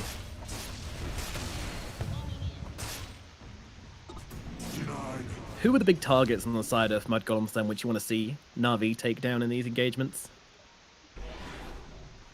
Oh, they gotta... I mean, I guess they gotta just kill the Clock and the Viper. The Viper especially. If you can get like an Omni Slash on him, he will die. He just does so much in these fights. With that, the poison attack, reducing your magic resist, slowing you down. Viper Strike onto the Doom or the Juggernaut when you're spinning BKB. It's really annoying too. Like, it's just everything about Viper is so annoying. You just gotta get rid of him right away, I think. And he's quite squishy, to be fair. It's only a 1,500 HP hero. Ench, a lot. Ench can die too, but not the easiest target to kill with that Glimmer Cape and the Untouchable. Yeah, we've seen Fada kind of dying quite a lot in these engagements because he has been placed very aggressively, but as time goes on, that's going to get harder and harder as Icebug popping that BKB needs to here to try and turn it around onto Skitter. Skitter just backing himself out, though. They're happy with the BKB pop. And in fact, they're not backing out. They still want to go for this tower. Got a use. Okay, they're this gonna could be Omnislash him? troublesome, but no, Omnislash does come through, lands onto Fada. He'll happily tank that one. Buyback from the Enchantress here as well. It's always one of Fire's going to get left behind by his team. They'll get that kill, and Borneo with the haste really wants to find this Juggernaut here. Doesn't have the spin. VTune just going to go for the TP away. Nothing they can do to stop it. There is a bash on the out, but he didn't quite get there in time, and that is going to put an end to that. General's going to steal the banner into, and Fada bought out in that last fight. So Roger missed the stun on the self-use from the Leshak. So that's why that looked very, very awkward for Navi with the Omnislash. But Fada saving the day. He kind of walked next to the Leshak, and the Juggernaut was at least able to get that one kill. So not a huge loss for Navi overall, because he did buy back on Fada. Yeah, true enough. The Enchantress buying back means they've got an opportunity to bring him down for a pretty long time if they catch him across the map or anything like that, or in the next team fight. Yep, that's 3 heroes with no buybacks and will be dead for a long time if they die. Clock, Viper, and Ench. Yeah. It does feel like this this bubble, which Mudgolems are throwing so much into to kind of inflate here, is pretty close to popping, you know? There's been a lot of pressure, a lot of nice plays being made from Navi, and it could be that they might be falling unexpectedly in the next engagement if they don't start to play, you know, a little bit tighter on the side of Mudgolems. Would you agree? It's possible, but the way the Mudgolems are fighting also makes it very hard for Navi to cast good spells in the engagements, right? But Navi are like one good Doom and Omnislash away from just taking over this. That's probably like what you're really feeling watching this, because they haven't been able to get that good Doom and Omnislash yet for like the past minutes. So guess that's why they call it a sensitive impending Doom. As talking of which, gets healed up. Borneo ready with the stun. Not going to pop the BKB yet on the Doom. They've got the full stuff to get him to safety, and it seems like that's going to put an end to things, at least for now. Skitter's going to stun himself. This is 9 a good seconds time for Navi to is smoke. up. This could be This bad. is huge. This is huge because Alchemist also doesn't have his ulti ready. Where are they going to go though with the smoke? That's the real question here. They're playing in the river. They're not walking up into the high ground. They did see the Chemical Rage being used up. Oh, Fada, he's going to tank the whole damn thing, and that's fine. That's fine if he's the only one that dies here. Navi looking for more.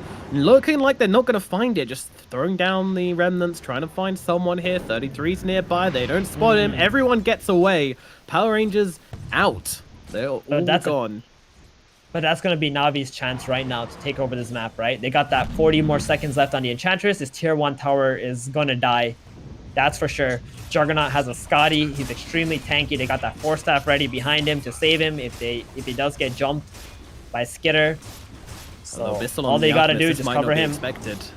I don't know, 20 seconds till it's out. They're going for this. The Abyssal Blade comes in straight from the vision into the Juggernaut here, but there he just gets himself away. And the stun will not pop. Oh, the hookshot comes through the backlines. Milan finds the Crystal Maiden, try to just play around with her, disrupt whilst the rest of the team try to deal with the Juggernaut. But unfortunately, this clockwork is so damn tanky, he's just not falling in the back. V-Tune just swinging his way through this engagement. Now they drop everything onto the Alchemist just simultaneously. Navi snap return onto Skitter. He wasn't ready for it. He's going to go down, and now 33 also eats it as well. 2 heroes dead at mid.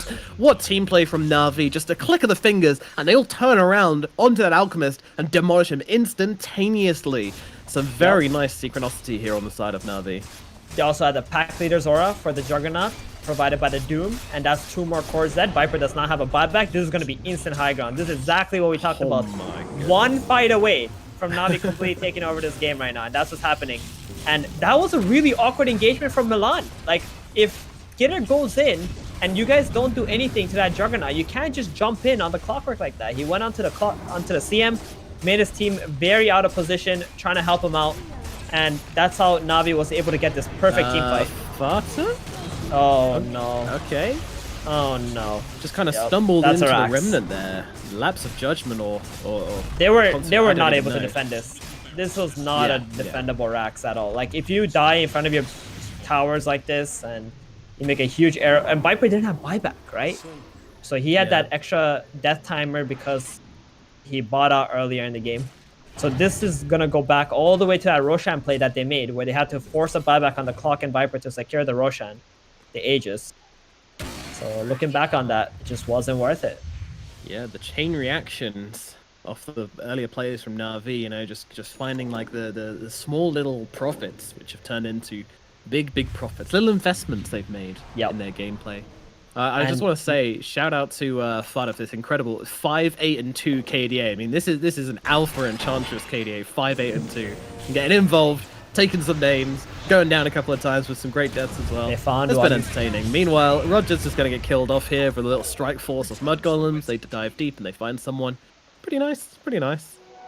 Also, Fada's done with this game. He's bought a gem already. 30 minutes in. It's very rare you see gems being bought out from teams this early even. But he's going to pass that to Milan. They really want to have some kind of map control, remove this vision on the map from the enemy as well. You know, I must say, Navi have been playing this game so well. Like, they're perfectly timed when Roshan, the Aegis is falling out, the angles of attack, their patience in casting their spells, waiting for the right opportunities. But right now, General, he might get caught.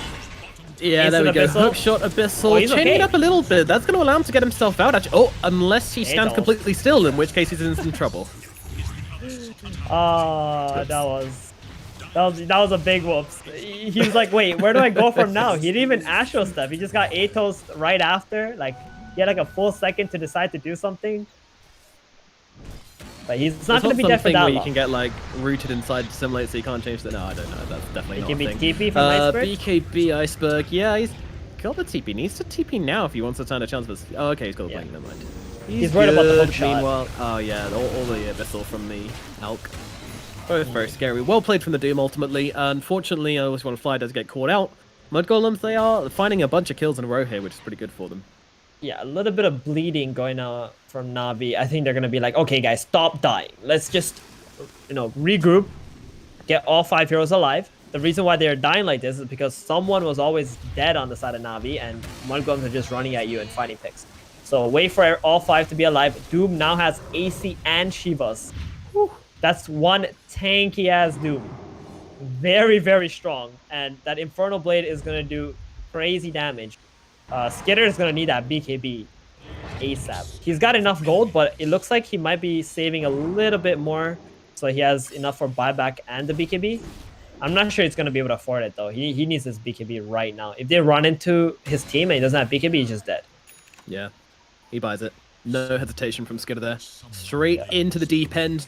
No buyback on Skitter. Roshan respawns. Smoke. He's going to have that BKB coming. This is going to be a massive team fight here. The two teams are about to clash, and this could decide everything. Boromir, he's down at the 33. bottom. They Oh, see he's this on the so side slow. of Navi. If they jump 33 here, this could be disastrous for Mudgolems, and they will find him. He's getting jumped on immediately. Fada trying to do something, but there's nothing to be done here. 5 heroes on top of him. He is out of the equation for 52 seconds. Roshan is up. Well, it wasn't the team fight we were looking for, folks. Oh no, Alchemist, he has to pop the BKB here. The hookshot comes in from Milan, buys in the space he needs. They're actually looking for the turnaround onto the Doom here, chain setting him up along with the Abyssal Blade and the stun from the Alch, but then they actually bring him down here. He's invised up. The bash comes out from the Alchemist, but Iceberg just runs himself away. Milan's still trying to play around with him, or is Iceberg playing with Milan? It's hard to say as they play with each other on the side, and sometimes the fight, Fada's going to be the one who is going to die. See you later, Fada. Meanwhile, Milan trying to get himself away. He's got that gem, so dying here would be hugely problematic for the side of Mudgolems, and that seems to be exactly what's going to happen. They will take that gem by force, and that's going to be a that feels messy bad. series of events for Mudgolems. They needed to be ready. They needed to know what Navi were thinking there. Not pushing out bottom, but unfortunately, that's what happened. Another And now buyback. Roshan is looking very inevitable for the side of Navi, but they're throwing in the buybacks. They want to try and do something here. Mudgolems recognize how important this is. Oh man, as soon as Viper died, Boromir was bottom. I feel like he should have just kept going there. He should have forced the Edict onto the tier 3, made Navi have to go back to the base instead of TPing back and seeing there was a fight to be had. Like, Viper didn't have buyback there, so now Mudgolem's a little bit stuck in their side of the map, forcing 2 buybacks as well. Navi are going to be so happy with this. They don't have Doom, though. This is the one reason why they're not actually committing to the Roshan right now. That Doom's still 70 seconds on cooldown. They have the Omni Slash. They are willing to fight, though. True. Meanwhile, Skidder inside the pit.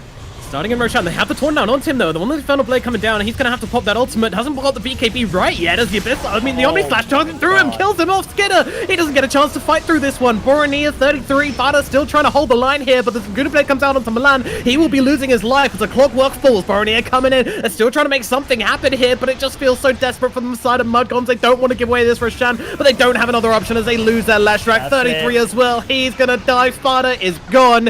It's a full 5-man team wipe from the side of Navi. They drag themselves back into this game, and that is it. GG is called. They know there is nothing left in the tank for Mudgolems. It is over. They fight for the Roshan pit admirably, but unfortunately, a misstep here and there just ends up ultimately costing them far too much.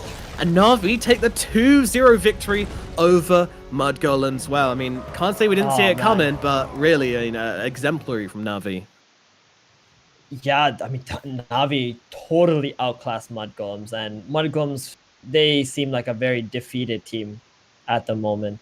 They're going to have to find some, you know, power, whatever magic that they had before, you know, go back to the lab, try some new stuff out. Because this game, I think they had some great heroes, but they just didn't play as well as they normally do.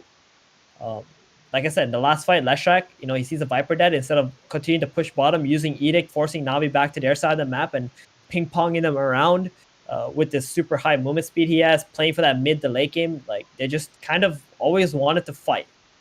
Even the Roshan attempt that they took, it was just so awkward how they didn't make any smoke plays with this Atos, try to get a pick before they do this Rosh. Like, these small things, they matter a lot. And this is a sign of like a team who's kind of maybe, you know, a bit worn out at the moment. So hopefully, you know, they'll bounce back. And Navi, they're looking really good shape. They got great ideas. They play well. So that was it. 2-0, just like that. Very fast game too, as well. Very fast game too. Yeah. Only 34 minutes in game number 2. I think game number 1 was 32 minutes. So, yeah, I mean, Navi not even taking their times to beat down the Golem. So it's sad, but I think Mudgolems, you know, this is a wake-up call for them. You know, they started really, really strong. That momentum starts to disappear. Now we have to see what this team is really made of. How strong is their integrity? But we have something with a lot of integrity coming up, and that's going to be our lovely, lovely panel. We're going to throw it back to the boys and enjoy the rest of the day. There's plenty more Epic League action to come.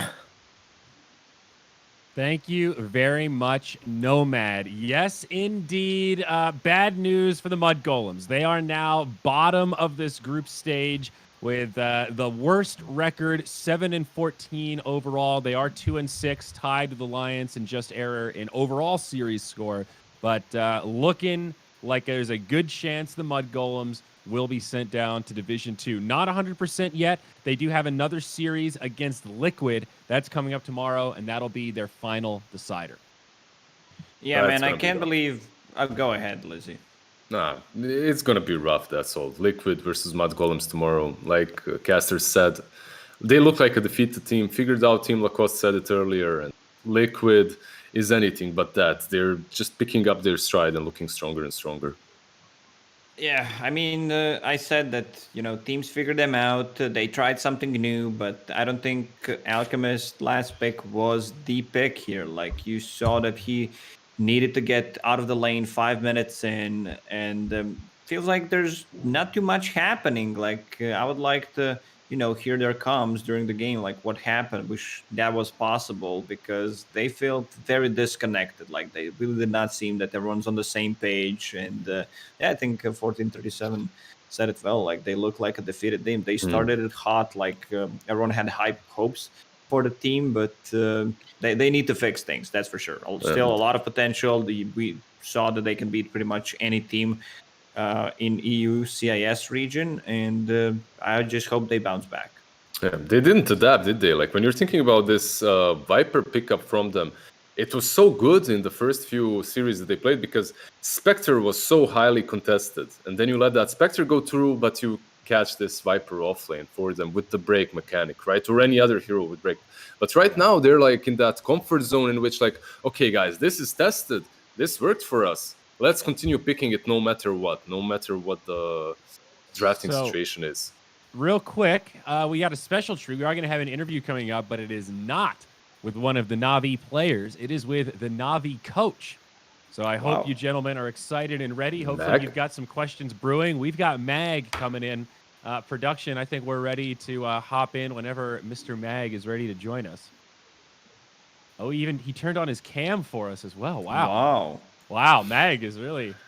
And left. Looks like he's playing with some of the settings. So anyway, we'll have Mag joining us momentarily. But yeah, I agree with everything you guys said. That game was scary for Mudgolems because it wasn't just a stomp. This wasn't one of those, hey, we got outdrafted, let's move on. They had some moments, right? They had a good start. Alk had some farm, and then they lost it. And that's...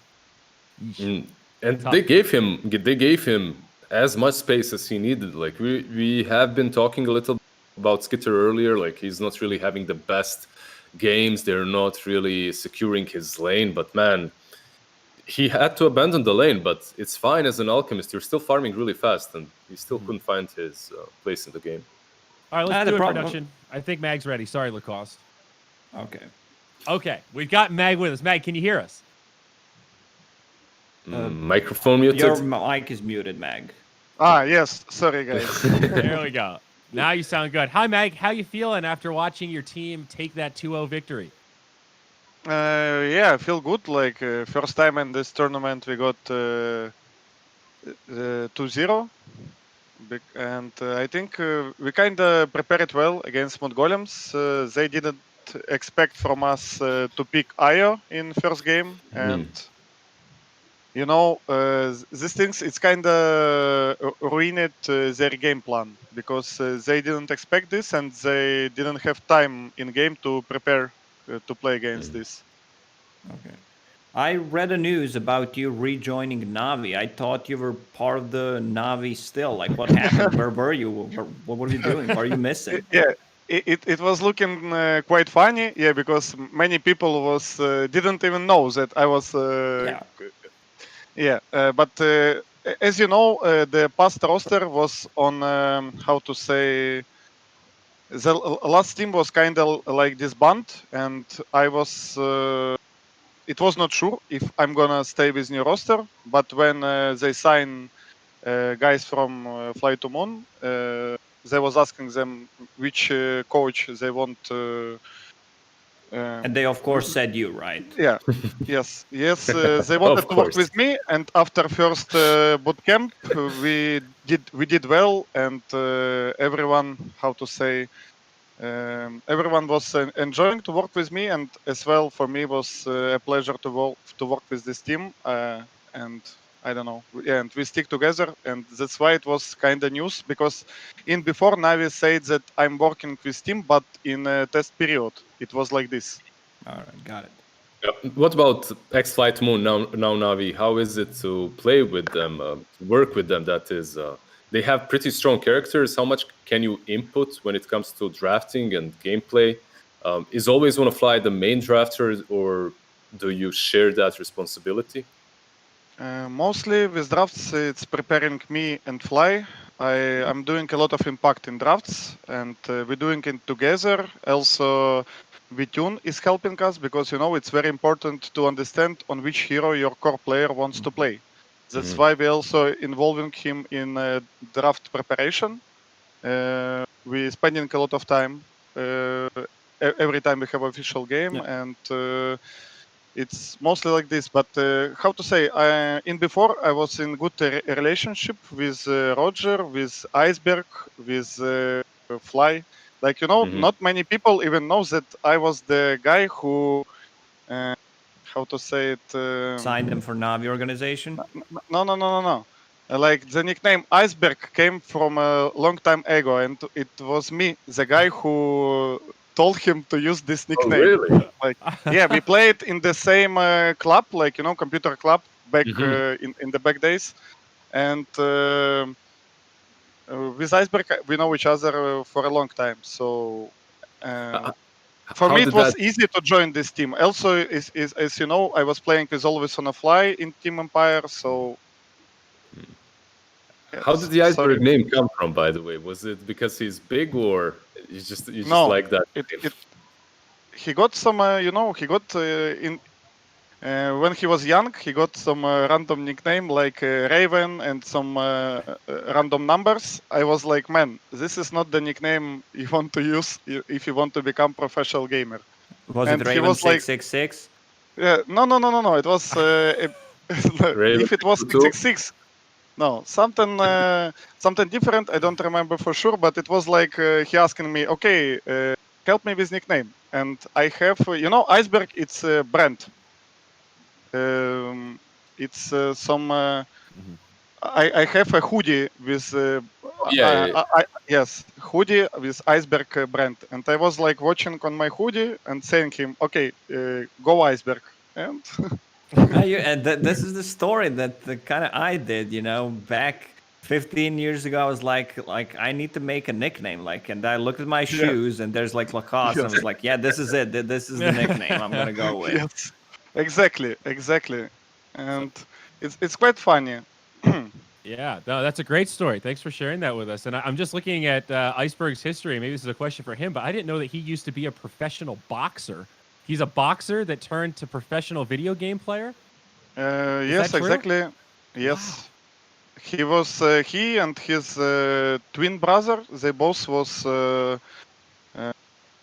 how to say from the childhood. They was training boxing, and they was also playing in computer club in Mm. Dota, and Wow. just they choose Dota, So they can not kick your box. ass in Dota, and then if you talk too much shit, they'll kick your ass in real life. I like it. That's a Uh, Yeah, kind of like this, but in real life, I remember Iceberg when he was young.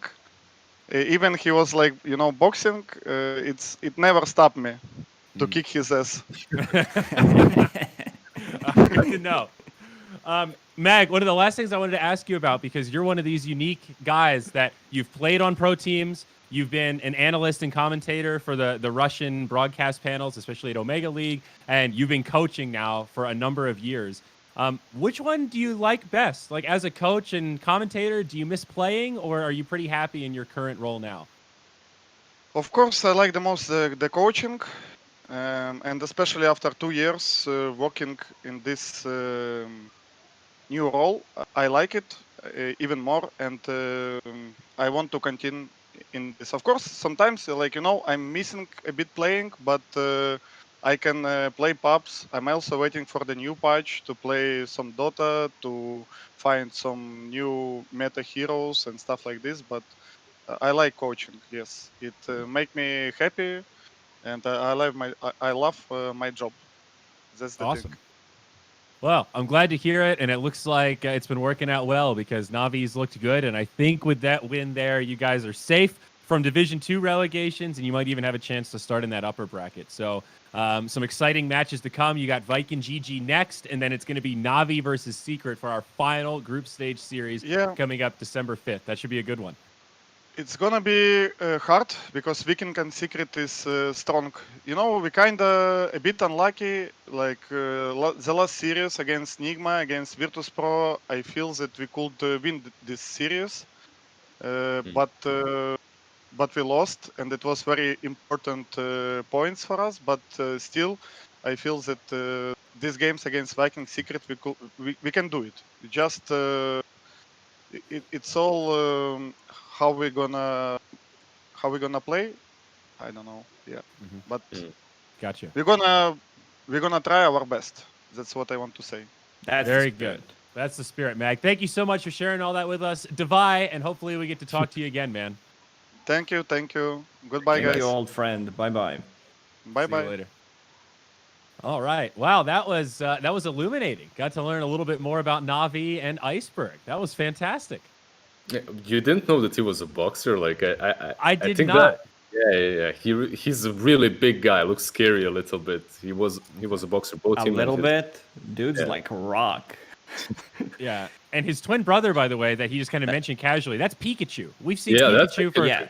like 5 years, 6 years now. He's been playing on the pro scene in CIS for a while, currently on Team Unique. So I also didn't realize that they were twins. So Yeah, he there plays you mid go. as well, so they match up very often, like in games. It happens. I mean, if he was not a twin, he would play a different role. But since he's a twin, like they need to play the same role.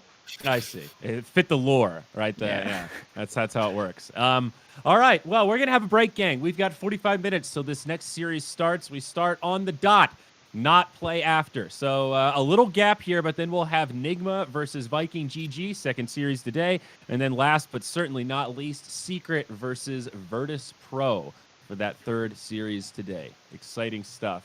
Secret, where are they in the group stage right now? Currently third, VP second, and Viking GG is first. So we're going to see these teams. And actually, Nigma is fourth. So the top 4 teams in this group stage are about to square off, gents. Yeah, some really hype matches coming up, and not sure which one we want to watch. I'll tell you which one, all of them. We just need to have a break, you know, get some food, get some drinks, and prepare because we'll be back in like 40 minutes. We will. All right, gang. So you heard it here. Stay tuned, or, well, go back, then come on back, because we got a lot more Dota 2 coming up after this. EGB, your esports betting world. The only place to find the widest choice of popular games and matches to win real money. Choose your bet on a single event or express of several matches with dizzy odds. Serving the market for 7 years with over 800,000 users. Join now to get your bonus for the first deposit up to $600. EGB, you know for sure who's gonna win.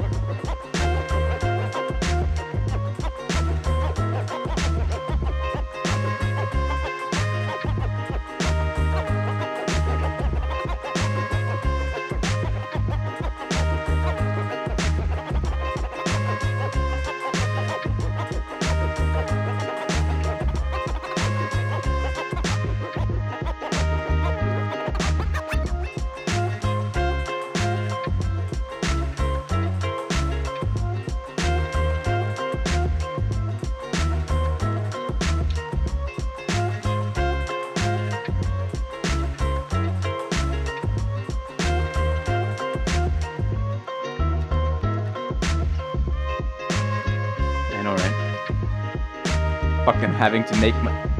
Gotta make my fucking bed. Gotta be on camera. I don't know, man. It's fucking pointless. I mean, you know... Whatever.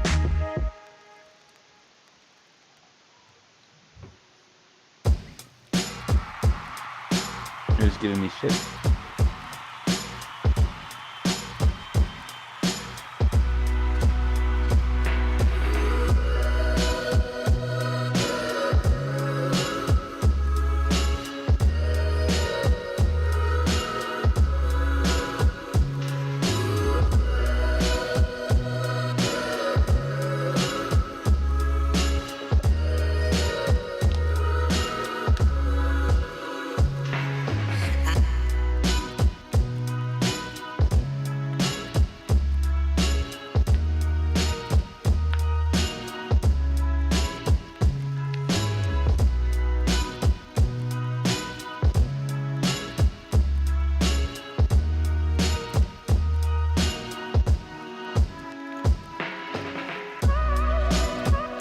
Alright, so who are we betting on today?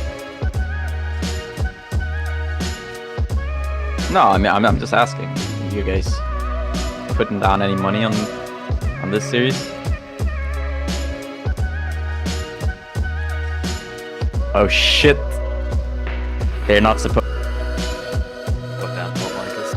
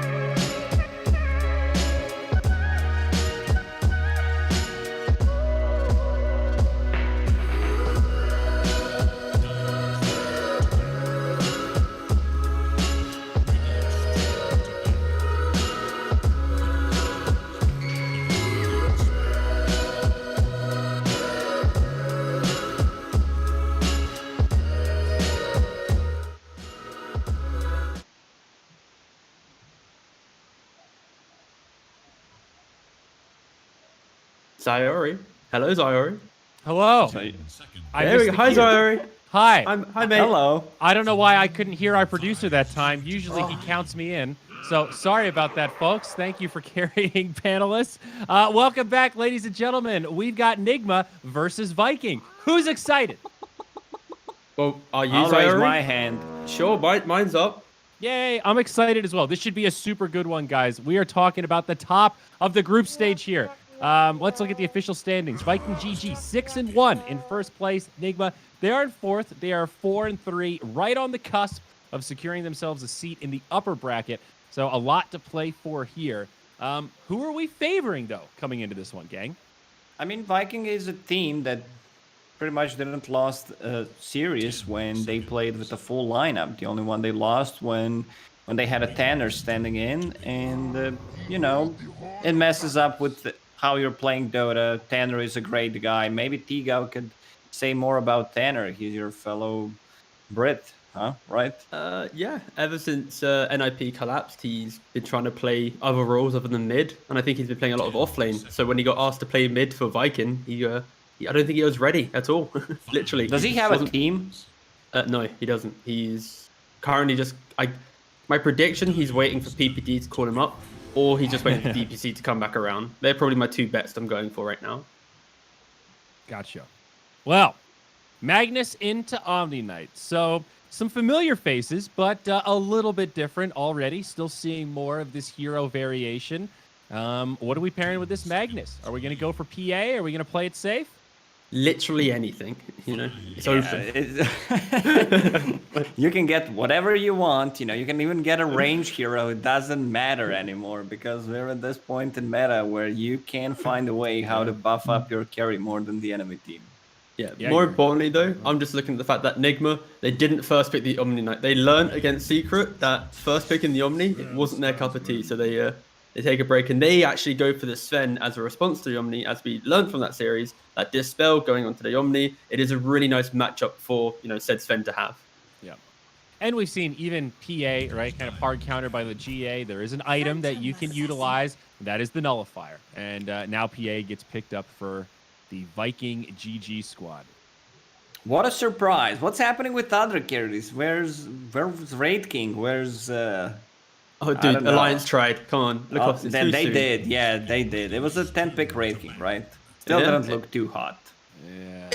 It was good for like 21 minutes, and then it Because was he like, was farming how we jungle went- for 21 Exactly, you know, the Skelly boys were pushing the lanes. It looked good. It is But, rated. yeah, then it fell a bit flat. I don't know what that hero needs, you know, because you still think, like, dude, if you can get ahead, 2 lives, a built-in Aegis. I think we talked about when that pick happened, maybe making reincarnation just no mana cost, just always, you know, get rid of that talent and make that part of the spell. Maybe that would help. I don't know. I still think teams would pick it, like compared to other carries that are viable right now. Like if you see what Phantom Assassin brings, what the Sven brings to the table, like it's a huge difference. Yeah, it's explosive entry into the game, right? And these other carries that aren't being picked, they don't have this timing, which is like, wow, look at this hero just own the game Well, right why now. is Techie's not played as a carry? You said explosive entries. Well, that's the thing. That's undiscovered meta Lacoste. I think maybe in 7.2 we might be seeing that a little bit more. Just Oh, get him to deep. level 25. LOL. If not 30. Boys, we truly have hit that point in the meta, though. An OD banned in the second phase. It does look like a great game for it against Omni PA, and now they grab Lena, so a little bit of range and some magic damage to mix in, but there you go. I just hope Viking doesn't fall into a trap where they have no stun lineup, like no, not necessarily a no stun lineup, but no way to start a fight. Because I've seen them draft that way, and it really did not work out for them. I believe it was what was it, Dota Summit, where they had 2 times a draft where they were just completely passive. They had position 5. Omni Knight, I believe, and I think Io on top of that, or Undying plus Io, where you can't make any aggressive moves. And Bloodseeker was their offlane. Yeah, I remember correctly. Yeah. Luckily, Lacoste, though, Soleri was playing some pubs. I think he was streaming it. And in every game, he was typing pick stun good, no stun bad. So I think he is very much aware that they are needing this. And that hopefully that has also moved into the team dynamic as well. Yeah, not sure why he's revealing like these top tier I know, strategies. it's insane. Maybe they're that confident, right? They're sitting top of the group. They have that bravado now. They can tell these strats to their opponents or their pub friends. Well, plenty of stuns here for Enigma now. You've got this arrow to go into RP Sven stun. 5 seconds. Why Mirana here, though? I really can't tell when it's a good Mirana game. We've seen her picked up kind of haphazardly throughout this group stage, but I guess I don't really know why. I haven't seen the pattern around the Priestess of the Moon yet. Good laner can easily solo, like stop the push, you one-shot the catapult, and I think the big part is like the build that pretty much everyone's going for on Mirana is the Yule Scepter setup, where like it's not affected by a status resistance, like you get on top of the carry if you survive like through initial burst, you're let's say 3 versus 3, enemy carry does not have a BKB, and then you land a long duration arrow, and that's it. Like there's no real counterplay to that besides like status resistance. I would compare Mirana to Void Spirit, where you know he has the same thing pretty much with the Yule Scepter setup. But is an Omni Knight kind of cool against Mirana to get rid of arrows or save a target before they get arrowed with status resistance? But think about like the laning phase, right? Think about how Omni as a support, it applies some pressure, but it doesn't like bully out offlaners. So it opens up the Mirana to have a more like free-flowing game. Sometimes you might not want to play Mirana if like it's a hard safe lane, which doesn't provide that much. So I think it's also the factor of what they see, right? So you're thinking more of a reaction to, we know Omni is really good defensively, but he's going to just heal bots, stay kind of stationary as a 5. That opens up for RF4 to move around and kind of take over without getting punished. Okay. And you have a range.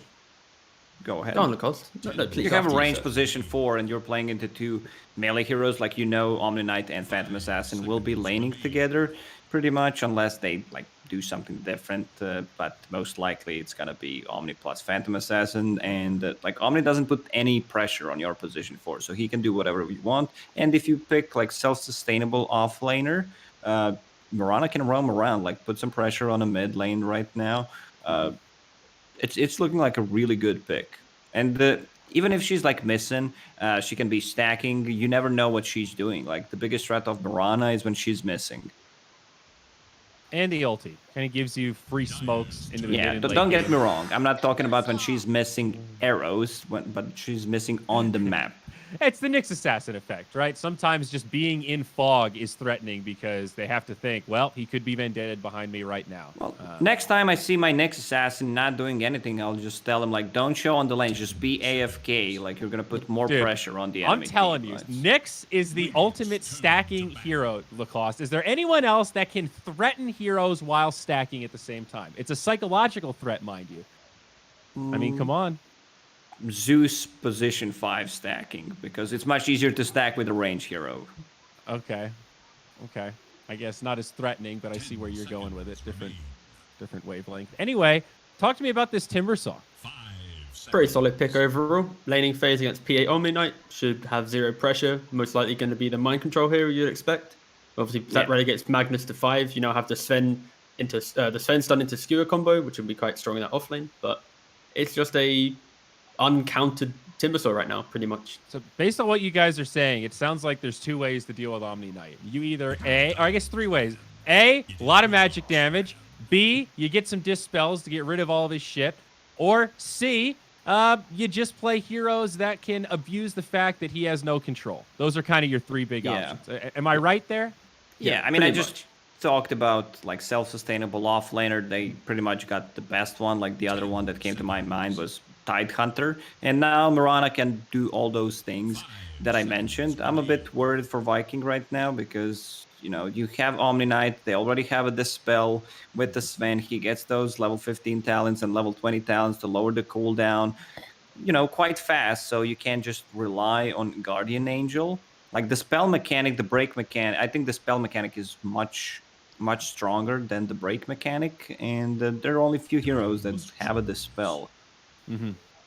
Yeah, it's not many.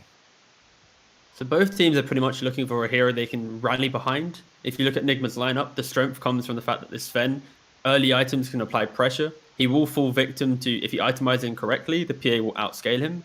But that window in which Timbersaw opens up the map, the Sven can just farm jungle. Like, Weehaw needs to have an active hero, right? You mentioned the wrong itemization. You need to call out what the items are gonna be. That's how it works. Like, you can't just call it wrong. Okay, that's true. That's fair. So okay, let's go. First item. So they go like Mom. No. They go like Mom, Echo Saber into like Ags, right? When they get that Ags, they go for a couple fights. They then don't have damage. They then start trying to go AC. They forget to buy AC, and then they just feel lost, right? So the key thing is, how do they slot in their built items correctly? The early BKB, AC Daedalus, Ags, like the combination. Just don't go Ags straight away. You'll fall flat quite quickly. And the Tiny. So we've seen teams go back to this last pick. You need a little more catch. A nuisance, if you will. But it's someone that Weehaw can get a quick blink dagger on, right? Especially if it is the mid Tiny, which we assume so. He gets to play a little bit aggressive. But also the Mirana and the Tiny are technically flexed to the end, right? But realistically, I'd expect it to be the Tiny. And for Viking, they're going to have to just pick a hero that can make some moves on the map. They need to get someone who can cross the river and start taking fights. And they go for Leshrac. Very strong combo. Omni Leshrac. You know, I have the big damage deal with both magic and physical. So the itemization from Nigma, you have to think of an early BKB to deal with the Lina, Mars, and Leshrac. But still, you need to slot in the AC on your Sven at some point to deal with the, you know, the physical damage of PA. So really important that Nigma itemize, again, like I said earlier, correctly to deal with the big hitters of Viking. Yeah, play good equals good Dota. Win. Play bad, lose. Yeah, got it. Yeah.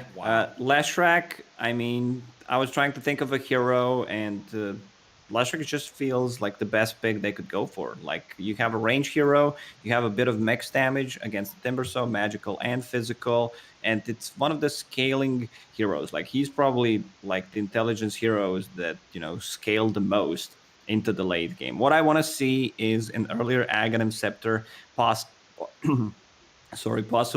I've seen it quite a lot in China, where people just, you know, get Boots of Travel, Yule Scepter, then they get the Aghanim Scepter. It's a really OP item, I would say, like in certain situations. Sometimes you feel like you might need a different item. Oh, it's but, auto. It's automated yeah. damage, and that always feels good. Prioritizes heroes. I'm in on that. T-Gov, what are you thinking here? We need some predictions. A lot of pressure on Nigma to execute, because this feels like a game where Sven, if his BKB goes low, he's going to get kited and eventually just, you know, fall flat. It's 4 protect 1 pretty much from Nigma.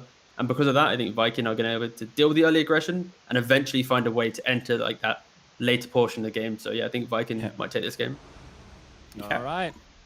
Viking as well, Lacoste. See some nods of Yeah, approval. I mean, they have tools to go late game with their heroes. They have enough time to buy with the heroes that they picked. And the Timbersaw, I feel like every single time he just wins the laning stage, doesn't do anything post like 20-minute mark. Yeah. Well, we'll see if it'll be a classic Timbersaw game again. EGB.com, folks. They got you covered for all that betting action if you're inclined to do so. Link below the stream. Check it out. Now on to the game and our casters. We've got Killer Pigeon and Piecat for our second series. That went well, I think. Thank you, lads. And just let me start out by asking the important question. Now, Piecat, I believe there was some curiosity. If you were a betting man, which team would you put money on here? If I were a betting man, you know, obviously I'm not. I would probably put my money on Viking here. I kind of like their recent performances, and I feel like they have sort of, I don't know. They don't have their Venge Drow Ranger, but I feel like they have a pretty fast lineup. They've got Boom with the Lesh, they've got the Omni Lesh. I don't know. I think they have pretty strong lanes. I think the Nigma draft is like it's pretty greedy, and you know, the one thing is like T-Gov, he said that, you know, like the pressure is on Nigma, and they've got this sort of, you know, 4 protect 1, but it's Miracle, you know, so it could happen, you know. It could definitely happen, but I would probably have to go Viking. Yeah, no, it like I said, you kind of got to pop off. You got to take control of the game from a very early point. I believe when they saw the Mirana, there was kind of some quizzing around that. I think as Zari said, you know, when you see a Mirana, how do you know it's a good game? My thought was when Piecat is playing it, but I think GH is a reasonable substitute. He can be this kind of pos for that shoot arrow, hit arrow, deliver game, right? Yeah, all of my noteworthy Mirana performances, you know. Yay. Nah, I think GH he knows this hero quite well. They're gonna start off by just tri-laning up here. It's kind of a nice decision. I think they won't really be able to put on a lot of pressure on this Timber. They're just gonna give him solo levels. Omni Knight PA, you can't really do much to this guy. He's just gonna, you know, he's just gonna farm down here. Get some more levels. Ideally, you can try to pressure the Lina or the Mars at the top. I was just going to say, that kind of feels like the recurring theme whenever you see these Omni Knight lanes, right? It's usually you're better investing your interests elsewhere because it is kind of the ultimate defensive support right now. I mean, it's just a hero, you know, like, he doesn't really do all that much. Yeah, level 1, you've got, you know, you can go up and you use this purification, right? You trade against some melee heroes, but that's about it, right? As soon as Timber gets level 3, your impact is just going to be pulling, basically. You could even rotate to top, you know, give PA a solo lane. I think he's not going to be too happy against the Timber solo, but... Nicely done by Toby. Made sure that Aramis wouldn't get hit by the follow-up stuns. So you can see they're already fishing. I get where you come from. It's that kind of thing, like, do you really need another person in this bot lane if you're Nigma? Like, there's no... It's a Timber to begin with, but then also there's not really any kill threat for Viking here. Well, there should be. No, you know, I would be very surprised if Mind Control actually died in this lane. You know, I don't really think it's gonna happen. He's gonna... You just get your level 3, and then you can start pressuring a bit. Once you get to 6, you know, if you get Arcanes or whatever mana sustain you get, the PA is gonna feel kind of uncomfortable for a bit. Meanwhile, in that top lane area, you can already see GH just trying to make sure he doesn't get greedy on the XP, and this is the wonderful thing about playing Maran. No true responsibility. If you miss an arrow, just go back to hitting creeps in the jungle, because you'll always get your levels, and you're not going to sit on the lane just sapping XP away. Yeah, he can just sort of hover around the mid in the top area, just you know, shoot an arrow. Maybe you hit an arrow. Maybe the Lesh dies. You know, if you catch one top, maybe you get a kill there. Otherwise, you're just walking around in the jungle. I think the nice thing about it is, you know, when they actually do have this Omni PA where you can get this Timber in the bottom lane, where you actually don't suffer at all from not having your position 4 down there, then you feel kind of nice being allowed to do this. There's no pressure. Yeah, it's kind of, you know, for the first kind of 10 minutes, it feels like Nigma, they can just kind of poke around. They kind of have to fish for kills, but at the same time, like, the static flow isn't going to necessarily hurt them. Of course, there is a risk once Viking gets past the laning phase. They could group up very quickly and kind of accelerate, right? With the Leshrac and the Mars, there's an ability to push for early objectives here. Yeah, there might be some slight pressure, but it's pretty hard to tell, I think, like, who's actually gonna scale better here. I mean, we were talking a little bit about whether the Stormhammer actually it should remove the GA. I think for some reason with the 15 talent. Yeah, I mean GA should be dispellable. Are we? He's in trouble. Ooh, okay, they can't quite get him. Maybe now though they'll try and chase down. It looks like he will get away with this. He's under tower, a lot of armor, and the Fairy Fire just about saves him. Yeah. Well, that's happening. They get actually find a big top. Sven, even though Nigma have 3 heroes here, they're the ones giving over the first blood. Yeah, I mean, this lane, it's a very strong lane. You know, I also like what Aramis is doing. He just goes for this null. Just allows him to right-click a bit harder. He's getting some mangoes, some regions sent out. And he's just continuously trying to hit these. You know, while the Omni-Knight and Timber PA don't really offer a lot in terms of strength. I mean, same kind of goes for the Magnus position 5, right? Both teams just had these 2 incredibly greedy position 5s, so their safe lanes are kind of weak. Miracle is suffering quite a lot more than Shad is.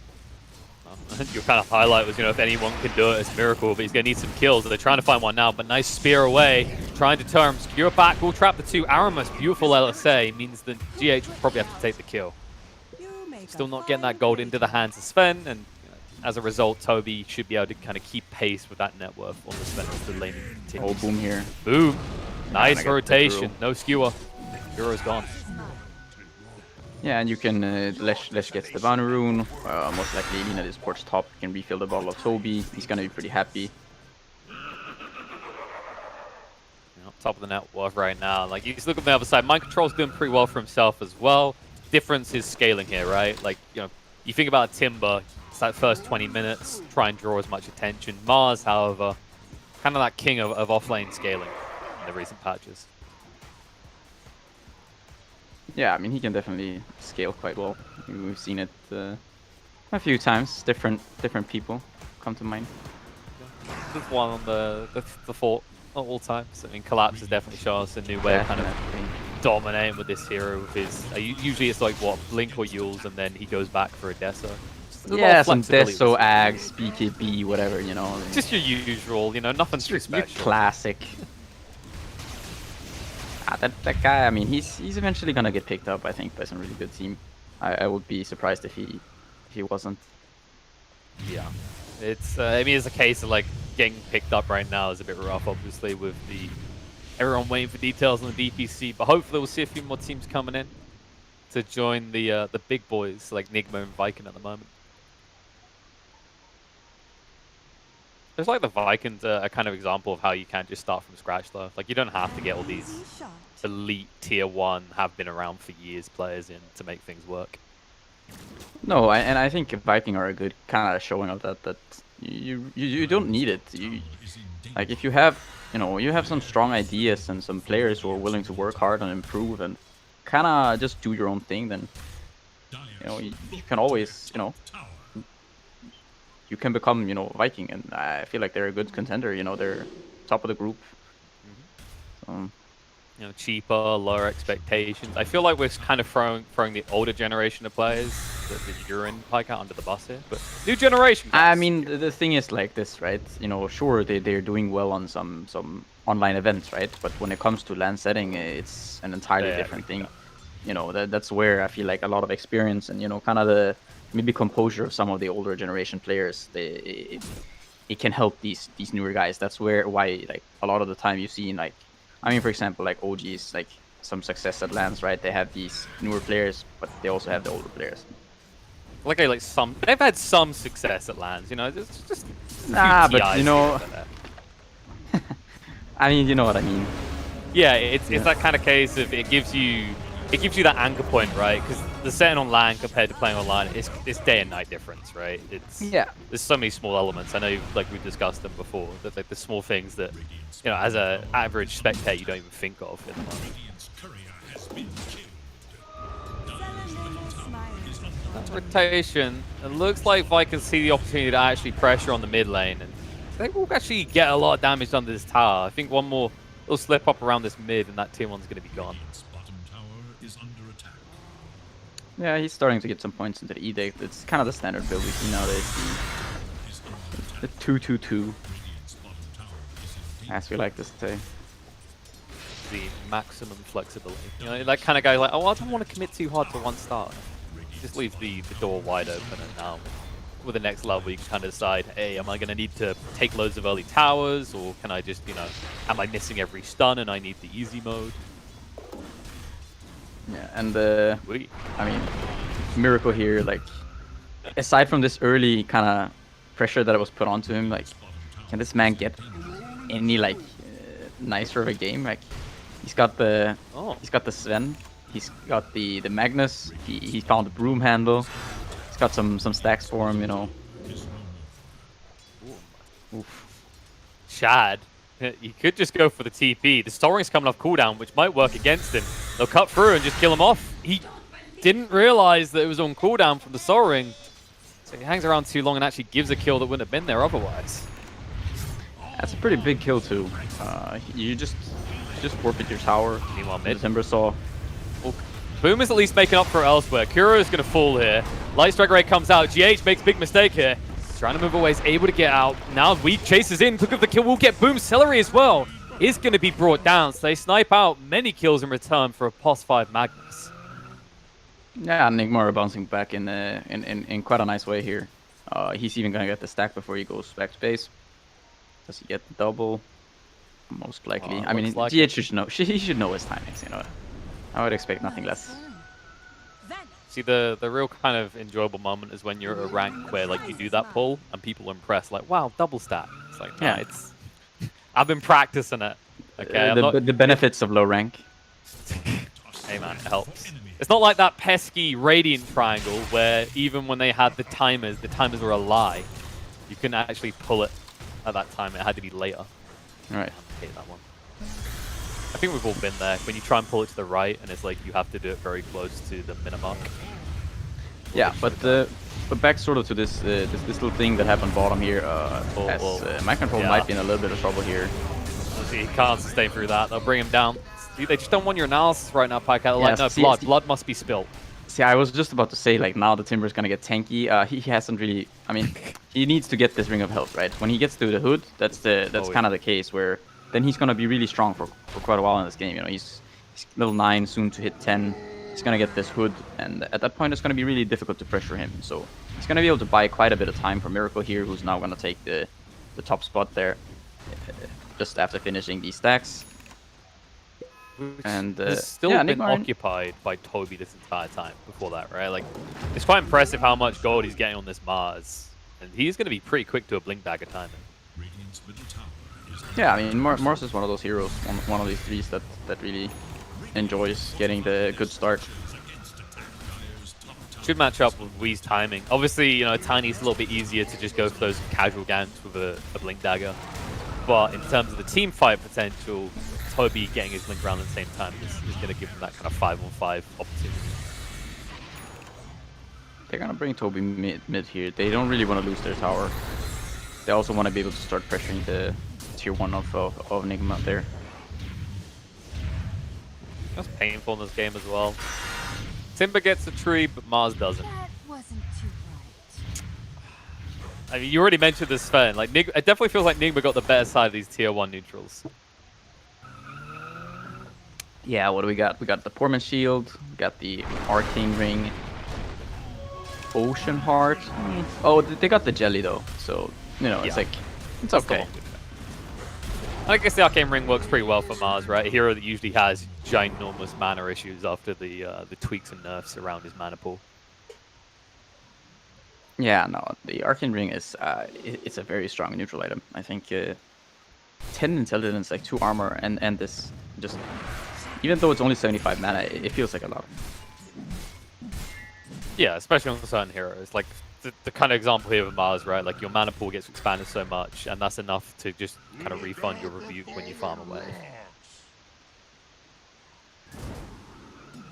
Well, so I just poke on the Kuro on the top. Not a single goddamn crit.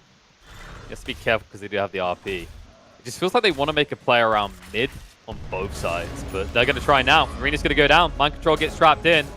Maximizing the time they'll be able to stun, but no, the chain! Mind Control. Screws with it. Means he doesn't get skewered against the wall, because that would have probably been a death with the rotation coming in from Viking. Yeah, one thing that's, I would say, kind of impressive is, if you look at the Kuro, he's already level 9. Like, yeah, the Leshrac, he's level 9. The PA, yeah, he's level 11. Toby is also level 9. These other 2 supports, they're both level 7. So Kuro's done a really good job at finding levels this game. Just going to help that Sven accelerate forward, because that means you can have the maxed out in power right at this stage so much earlier. Yeah, I think he went for the pretty much the rushed maxed out in power. Mid lane, been caught. He did buy on his Blink Dagger, but he's going to die before he picks it up. Mind Control able to just cut his way through. I don't know if they can get this one. This one feels a bit more ambitious. They are going to try. They just don't have the arena anymore, so it feels a little bit flimsy. They're going to decide to try and back away from this. It's just a case if they get hit by an arrow, they could be in trouble. Yeah, Miracle does have the Echo Saber, so he's sort of ready to fight. I mean, if he has some power and, you know, with this Echo Saber, Broom Handle, Master Madness, he will deal a lot of damage once GA is activated. Once God's Strength is activated, not GA. Those 2 spells are, you know, easily mixed up. God's Guardians, you know, they're all bridges. Well, guess what? We talked about the Sven, how well he started to farm. Look at Shad. He's actually about to complete the Battle Fury, so he will start to ramp up farm as well. And as we know, this hero is a bit ridiculous with its split pushing capabilities, courtesy of the built-in smoke. Shad.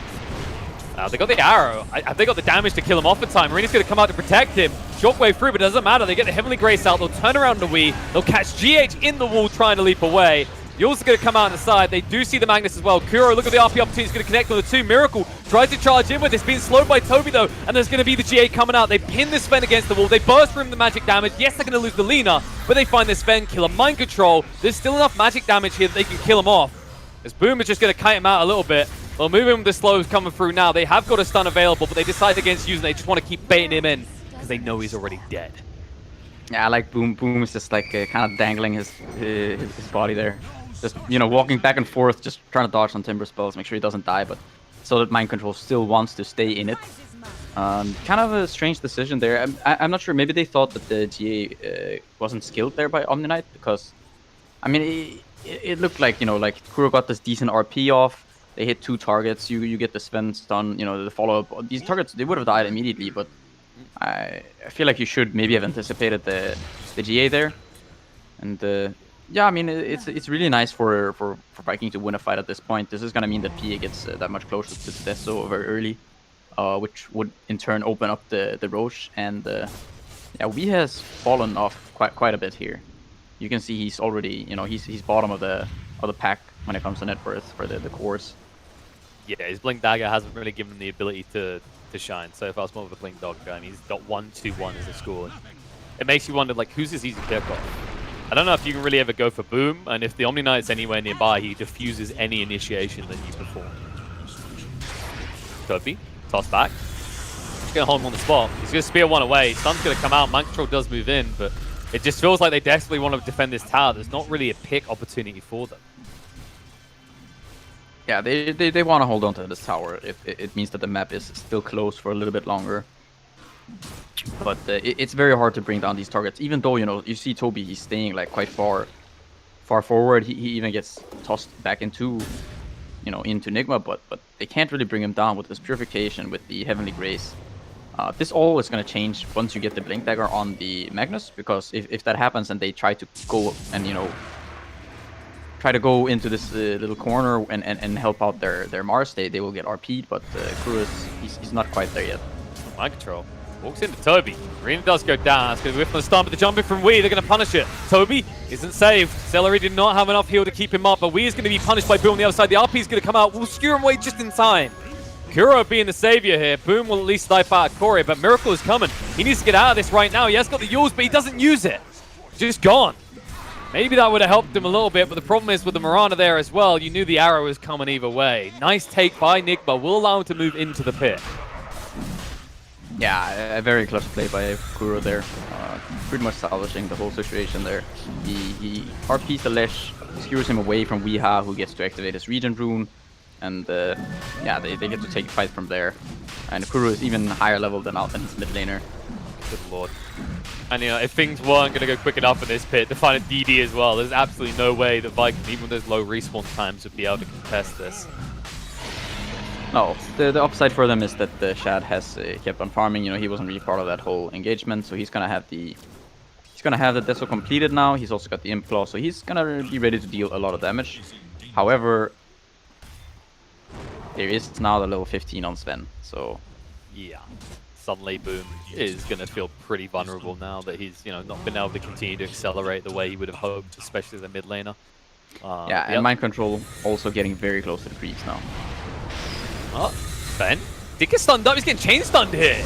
He might give over the first life. The stun's going to come out, though. The arena's going to go down to protect Boom. He did go in. He's going to die for it. They even used the GA to make sure there's no counter initiation. Shad is here, but no target seen. So it's like Nigma won't give over more kills. Miracle's thinking about the reinitiation, but it's not easy. They're just poking and prodding to see if everyone's still awake, and as they are, they'll have to allow Shad to back up. Yeah, you don't want to initiate there. You don't have any no god strength. There's still no Blink Dagger on Kuro. And yeah, I mean, we is dead, so.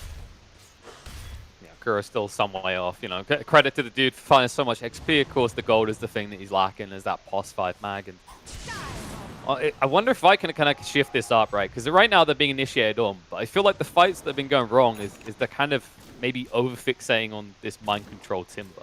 Do you think that's maybe like what they need to change? The Timber Sword shouldn't be your initiation target in these times? I mean, I feel like initiating onto a Timber is very rarely, you know, a good thing. It's like maybe if you have an insane amount of burst damage and you can just get through them, but generally with Timber Saws, they tend to be a bit tanky. And just a tiny bit. Maybe that's what the Viking were thinking, that it should be an easy pick. Because like they admittedly do have a lot of magical damage, right? The Lesh, the Lina, even the Mars's combo. But even just having that Hood of Defiance seems to just, well, make Mind Control defy death. Yeah, I mean, the Hood, the mech, right? It's just, it's not the best thing to initiate onto this guy. You can see, though, the one thing like for Enigma is that I mean, he's become sort of a support here. They're pretty much gonna have these, like the Mirana, Tiny, and Magnus are all just gonna be supports in this game, and it's gonna be Miracle and to some extent Mind Control, who are gonna be cores. Potentially, on the back of some fights, he could start to scale. You know, once again, if he gets to this BKB, maybe Miracle. Miracle's in trouble. First life gone. And when he comes up, they've got plenty of trees to aim for. Arena as well will go down, pins him to the wall. No way to save him. They just feed over both lives there because they shoot two heroes top. And they're going to find more. Movement forward. They also see Mind Control. They think they have the magic damage without the Laguna, and they are right. Yeah, Miracle had the BKB on the curve flying out to him. He was just a little bit too far up, so they get to initiate onto him before he gets the BKB. The courier was still on the BKB was still on the courier, so he couldn't activate it like right after the SD. He just, you know, right at the respawn, and because of that, they get to stun him up to the tree, and I mean, he's just dead before he can pop that BKB. The PA deals too much damage. And yeah, Viking, I mean, look at Shad now. He's getting very close to this BKB. Exactly. And then, you know, how do you kill him? Even if you RP him, right? Like, he should have enough health, especially with Omni Knight, that unless you've got a way of getting through that evasion, your Sven can't carry that one-on-one engagement for you. I guess the other kind of interesting thing is, like, how does Nigma, like, who can actually safely push out these waves? Because we just saw how easy and how far from in the tree line Viking can initiate these fights. I think the thing is you have to be fast when you clear these waves. Tiny can just go in with this avalanche toss combo. You can have Magnus or even mind control. I mean, they can push out waves. It's just you don't want to show on the waves for too long. No, even mind control is kind of reaching a point where it might be a little bit risky because of the influx of Gold Viking again. And influx, boom. Is he going to give an injection to Cash? Enigma, it looks like he will cancel the TP way too late. Easy pick for them with a double stun. Yeah, nice find by GH. Should have nailed him to push onto this tower. They did use the God Strength, so they kind of have to find max value. Viking, understandably, going to kind of dodge that area. It looks like Shad, after the BKB, is going towards that infamous Axe next. I don't know, I'm curious as to why you would go with the Axe. Maybe you can dodge the Sven stun. I think so. Like, I think it is Should be possible. Yeah, because it's not about the kill another target aspect here, right? Because, like, if you think Enigma's heroes, they haven't got, like, these two super squishy supports that you can exploit for quick cooldowns. Mirana can definitely die quite easily, but I feel like an Abyssal Blade in this game would be very nice. Hello. On the way. Control's way too good. Tiny's still not getting to play his game. The Essence Ring wastes a bit more time, but death is an inevitability to the mid lane of Nigma. They will at least get the rest of their heroes out, and they need to. Toby was ready to jump again with that blink.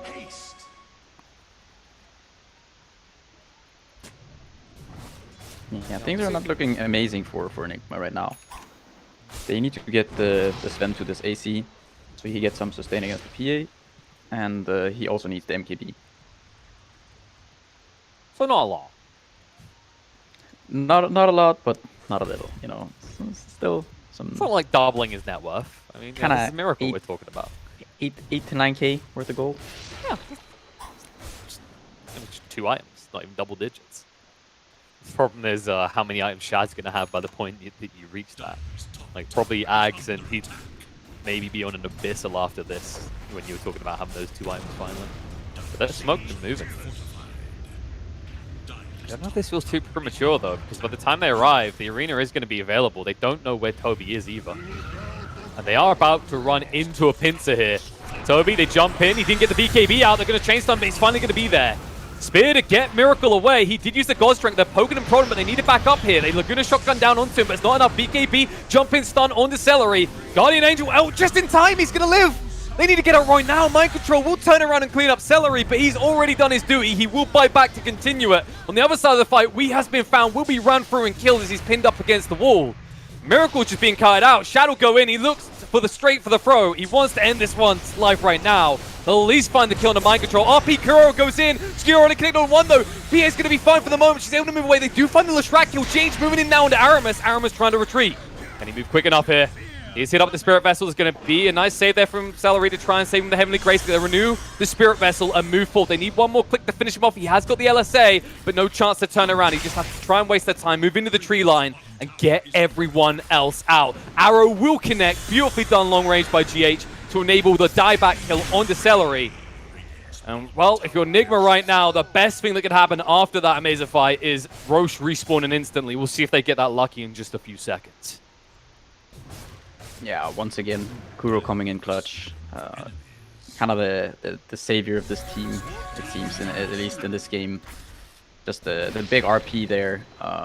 Celery got the GA off. Yeah, he got the GA off right before he died, so the GA is protected.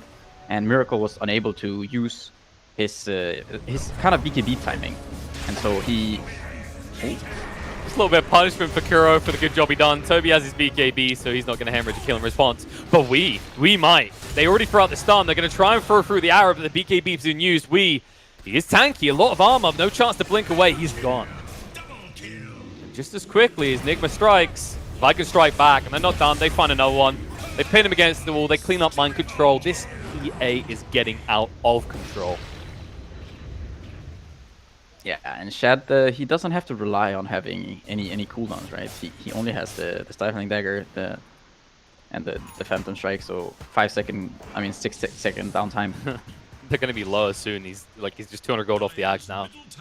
So, proven that, you know what, this build can work pretty well. The way he kind of weaves in and out and around about the fights. When you've got an Aegis and Cheese in the equation as well, you got to question how Nigma can fight this. Timber's still down for 20 seconds. Smoked up and moving. Arrow. I'll say thank you for the assistance with Roche. Nice stun by Aramis to stop any initiation. Kuro trying to go in with a blink. RP's going to come out. He doesn't get the Aegis, but he gets a cheese. He at least takes one thing away. He looks to run away, but he is going to leave Miracle behind to die at this rate. He needs some assistance and out, and he will find it as we is able to toss him away. Still, good move by Kuro to secure one of the two things on the ground there. Yeah, the toss onto the leaping Mirana, so he gets just that little bit further away. You know, everything to protect Miracle. Yeah, he manages to get the cheese. It was so close to him actually being able to get both the Aegis and the cheese there. Some of that pesky status resistance makes it a little bit too goddamn annoying, and he understands there are limits to what he can achieve there. It does mean they do not have RP for 80 seconds still, so if I could try and exploit that. But obviously, you know, you really wanted that cheese, maybe for your Leshrac, who could still be a vulnerability in your line. Yeah, he did get the Bloodstone, though. He also went for both the strength and the armor talent, so the Leshrac he's not gonna go down all that easily. Even if the Sven is swinging, you know, it's gonna take a little while before he dies. No, let's see if he gets even more fortunate at this stage of the game, because we're under tier 3 neutrals. If he gets a Kragiko, we've seen it too often on Leshrac. A kill that should be somewhat feasible becomes almost impossible. A kill that is easy, however, is Kuro if you can find him in time, but not quick enough on the fingers. He does blink away. Some split push action coming out from Nigma, trying to force Viking back to the base. Aramis is sitting here, ready to punish anyone who steps up. But they're going to keep the rest of the team near Nigma's base.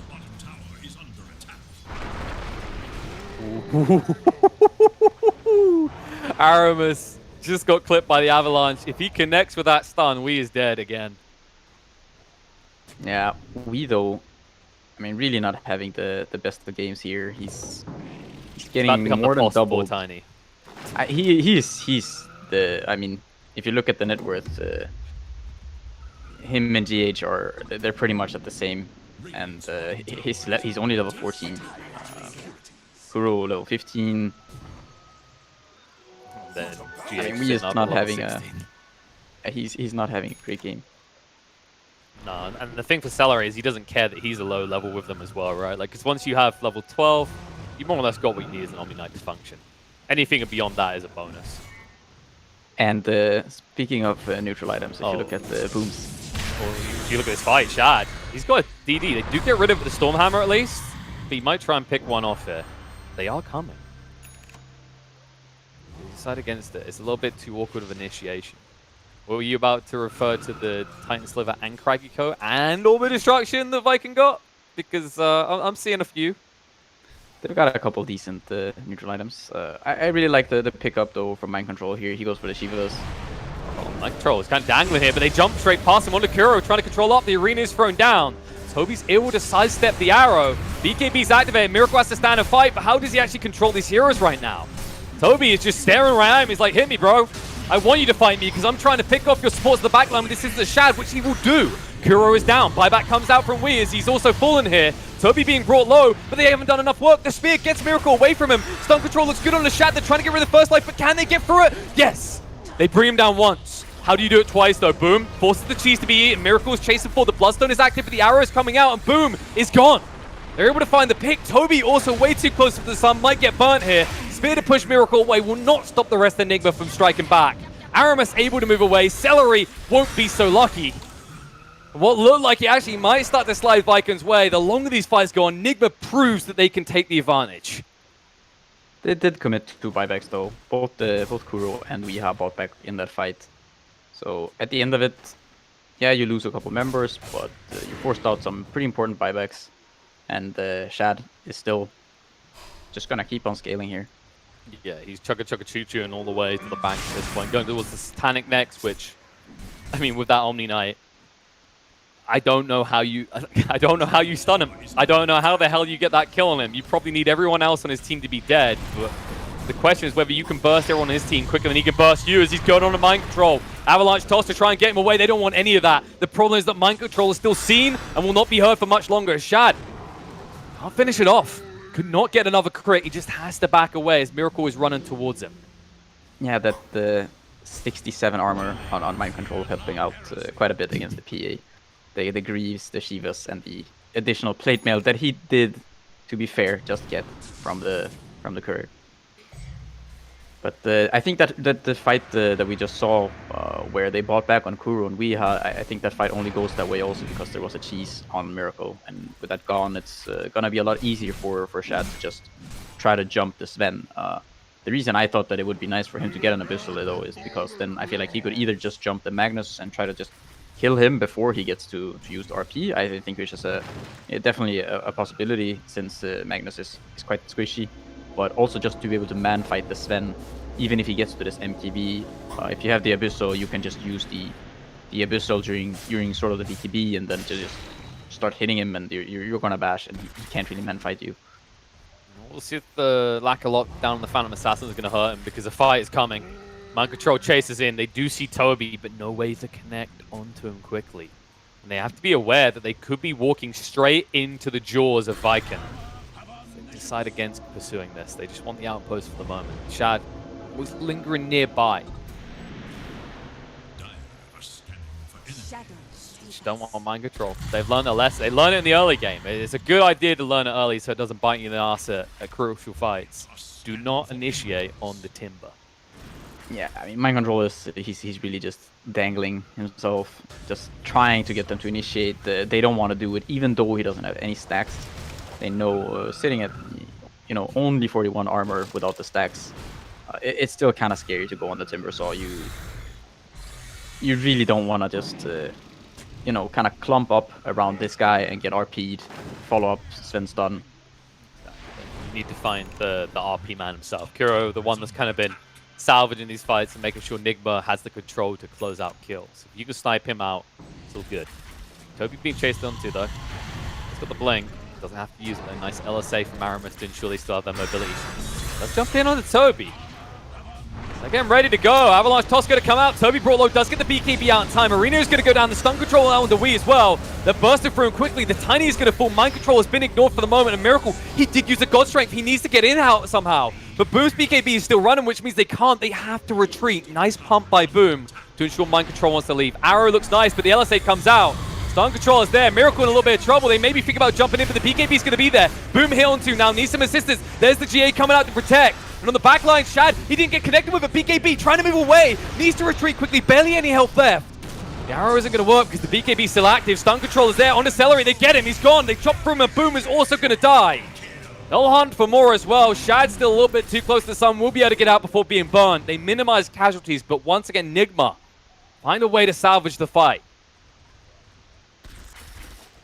Yeah, they're really fighting back here. The AC on Miracle is helping out quite a lot. The AC and the Shivas in combination, just mitigating a lot of the damage that PA is able to deal. And with him going for this very defensive build with the BKB and the Satanic, he's not dealing all that much damage that you really would want from your PA at this point. I feel like you need some more damage here. You'd think that with this Orbital Destruction and the Desolator that the PA would be dealing enough damage, but when you go for these multiple defensive items, your damage input, the output is becoming a little bit lower than what you would ideally have at this point. You're playing against heroes between 20 and 30 armor on average. That's not even like equating the Timber factor, right? So it's like, where is your burst opportunity?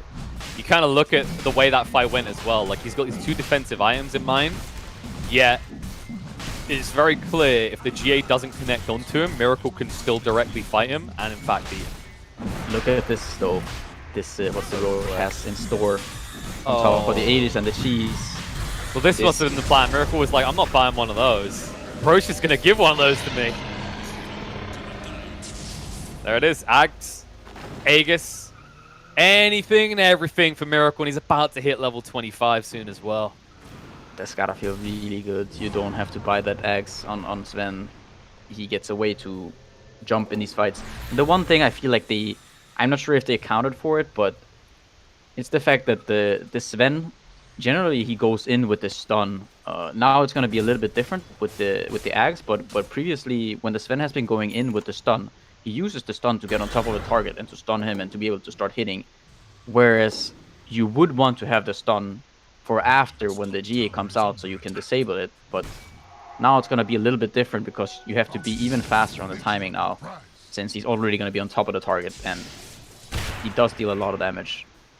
It could make you a little bit more predictable as well, though. That's the double-edged sword here, right? So if Omni Knight isn't scouted out and Celery's just sitting there very calmly sipping some tea, looking at the game intensely with his finger ready on the R button, he could very easily just set up Miracle's own death if he gets too deep. No, for sure.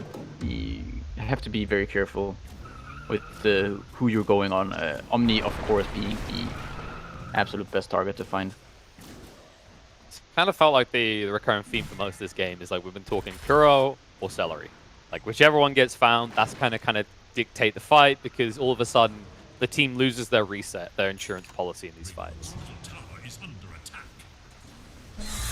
Miracle now with the completed Satanic. He also has the Spell Prism, so much lower cooldown now on God Strength. Oh, nice. 5.6. Yeah, that seems almost 50% stun time at that point. Don't you just love this hero, Pycat? Doesn't he just put a big smile on your face? Balancing all things. He's quite the force. He's really to be reckoned with, something, right? He's something. Just leave it at that.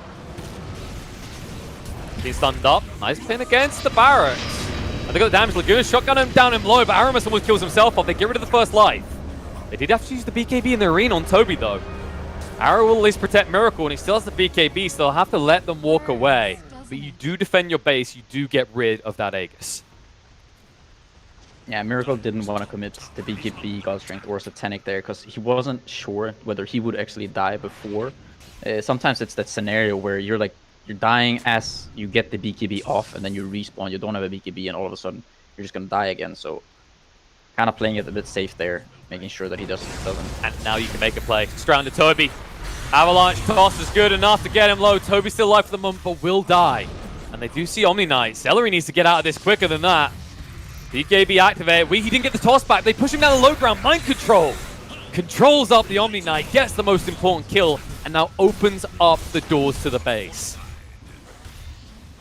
Yeah, they should make quick work of these towers and the base as well, with the God Strength still running. Yeah, I don't think Viking are going to try and stop it. You can already see Shaz just joining his fight. You're in split push now. It's not a game-losing fight, but it is going to put you closer when you lose base like this. That's just going to be 2 lanes that Nigma might be able to clean up. They decide maybe they need to be a bit more reluctant about this, though, because the God Strength is now on cooldown. Buyback comes out from the Omni Knight as they dive in. Wee gets hit by the stun. Boom does clip with it. Laguna to shotgun him down. He's gone. Dead for 75. Shad wants more. Won't find it. There's a big buyback, though. We has officially become the position 4 now. You see, even GH has surpassed him in the net worth, going towards that Hex, which will help you quite a lot versus the Omni Knight. It's gonna make finding him in these fights a lot easier, and I feel like you gotta give a lot of credit in this game to Mind Control. I think the way he's playing and the start he had, starting with that solo kill onto Shad down in the bottom lane. I mean, he's just going in constantly, right? He's always this in the front, up in the face of Viking, making their job to initiate onto all these other heroes so much more difficult. Look at the items. He's got the Shivas, the Lotus, the Hood, the Greaves. I feel like pretty much perfect itemization here. With the Havoc Hammer, he's also dealing quite a lot of damage. Yeah, he understands that like his job, it's a scout versus like initial frontliner, right? Like, all it takes, Nigma, is, say, 5 or 6 seconds to follow up. And if you have a hero that can survive that burst against, like, a PA or Leshrac, it's good enough. And Mind Control, credit to him. He's built a way that allows him to do that. And he's going towards the Sheepstick next, so he'll actually dish out additional control. It does get a little bit more scary when you think about this for Shad as this game goes on, you know, with the double sheep potential being there in the next few minutes. Yeah, and it's just not just for Shad that it's scary. I mean, it's scary for Celery too, which subsequently also becomes scary for Shad. If you don't have that Omni to rely on, if your teammates are all dead, then you're not gonna feel all that great as PA. No, you can see he's actually now going for the Abyssal, but it's day and night difference having this before the Satanic. Imagine these kind of fights the way it would have went. Because I don't feel like we've seen this clutch moment where the Satanic has necessarily turned a fight for him yet. No, and he picked it up so late, right? It was quite a bit after the axe. I just love that from Wii, the way he just peeks out for a second as he goes up the high ground with the spider legs. You gotta give him credit. He's always just trying to fish for those kills, but definitely so far has been Mind Control who's been the deliverer of fish for this team. I feel like, yeah, Mind Control to me has always seemed sort of like the backbone of this team. A lot of credit I feel like always goes to Miracle, you know, because he's the sort of this team plays this 4 protect 1 style. But I really feel like Mind Control, he does the dirty work for this team. You know, he does the. What about we? I guess this is dirty work in a way. He's tanking the gank, and now they might be in trouble on Viking. They only know that Toby's here, but it should be obvious there's more. BKB comes out from Toby. The jump backline, avalanche toss. He finds both the supports. Aramis has to buy back straight away. Celery trying to run away, but they're going to jump, but they find him. No way back into this fight. Viking might be a little bit hesitant to play. The RP's going to come out at Shad. The BKB is running out soon. He's looking for the kill on Akuro. He will find it, but now he needs an out. Cross onto Toby, jump forward, Shad in trouble, Miracle with the BKB, the control is good, the Hex is out, he's dead! They find it, they find Toby as well, and Miracle is not done there. He sees the opportunity, he hunts forward in a boom, but he goes for Aramis instead, die back on the Lina, ultra kill for Miracle, and just as you said, it's not always about Miracle, he's gonna make it that way, as that's gonna be his rampage. The buyback's coming up, boom! Oh no! We, in the last minute, may have just given more value to this game than we've seen out of him for 40. They call GG, they know it's over. Nigma take game 1. Yeah, I mean, Miracle, he gets to finish in style, but all that is made possible not only by Mind Control, but also by Kuro, I think, who had a really nice performance on the Magnus. I think a lot of these fights early on, I think a lot of the early game was salvaged by both Kuro and Mind Control. GH was sort of a silent killer bit on the Mirana there, you know, only going down once, and just providing a lot of intel. A lot of these arrows were quite on point, and I think that fight is so nice because you're finding the Omni Knight kind of at the beginning of that fight. We makes it so that he can't really get a good GA off, and Shad just pursues the wrong target. He goes onto Kuro, gets RP'd, keeps following, wastes his BKB. I think. Going for the Ags on the PA there, I think that was maybe not the wisest decision. Potentially going for the Abyssal or just more damage and trying to get onto some of these other targets.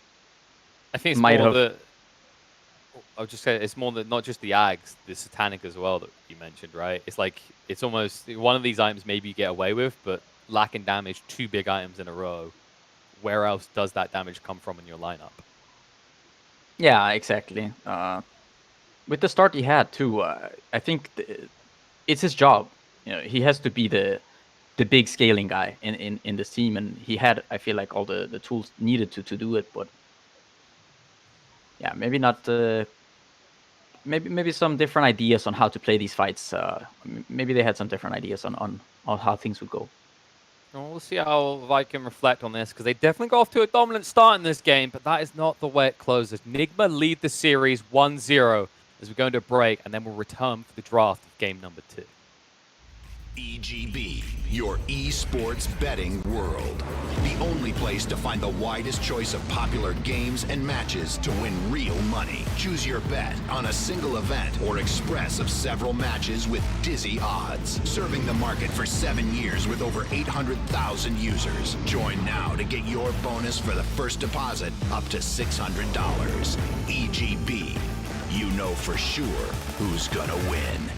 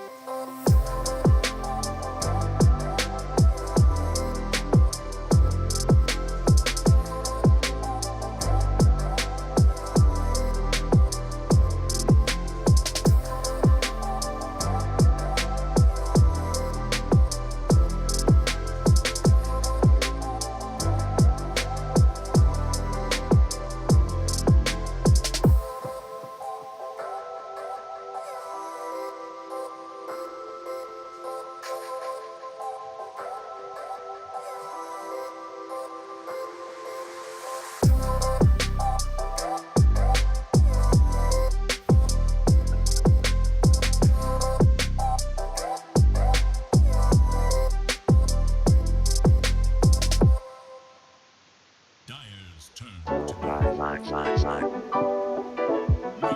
turn to battle. It is Dire's It is Radiant's battle. Radiant's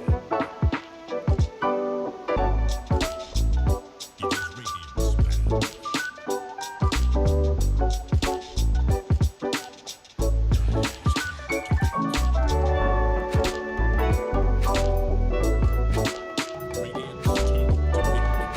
Faceless Lord.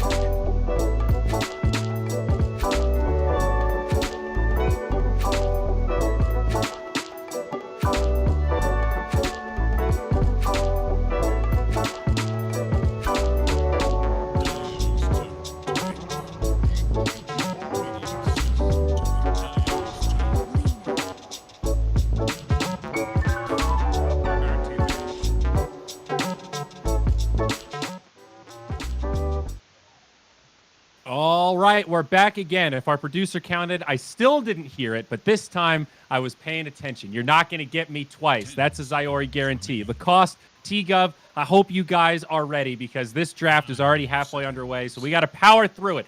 Faceless Void, Lina, Anti-Mage, Magnus. Now we're going to park it there. What happened last game? To sum it up, like this is just my 2 cents about the game. Viking had that game until we saw Aghanim Scepter being picked up by Phantom Assassin. I think that's actually game losing. I'm pretty much the guy that always talks about the item, the correct itemization, something that I really focus on.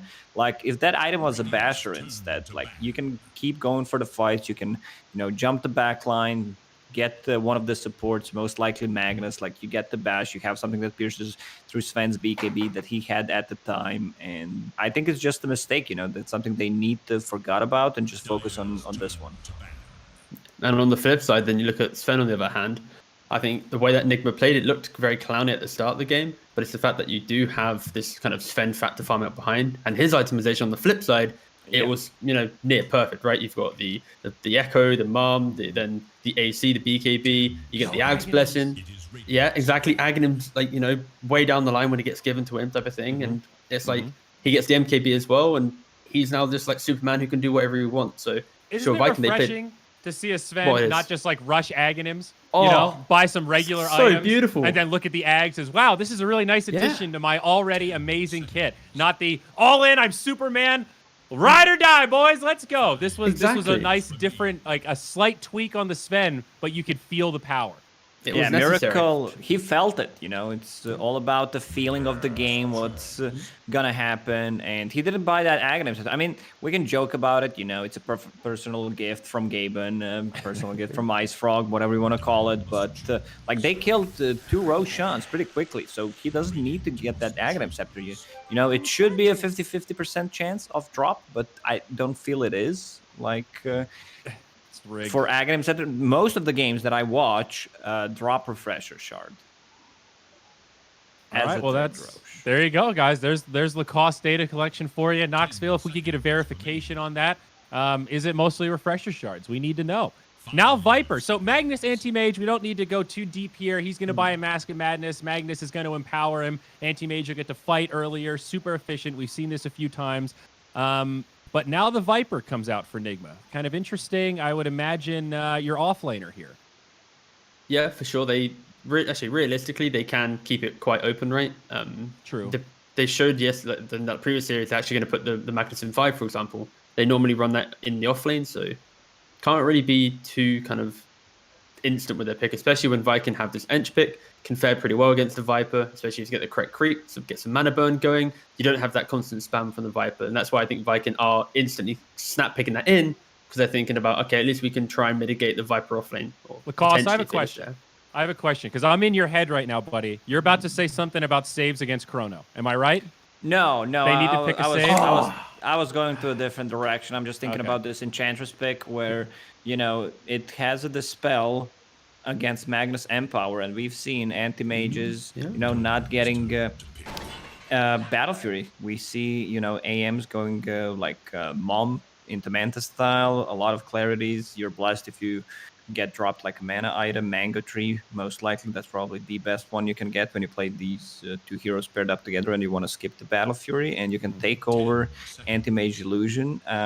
these are the good things. The bad things are you get broken by Viper, and you really don't do too much to anti-mage when Okay. we're talking about like mid-late game.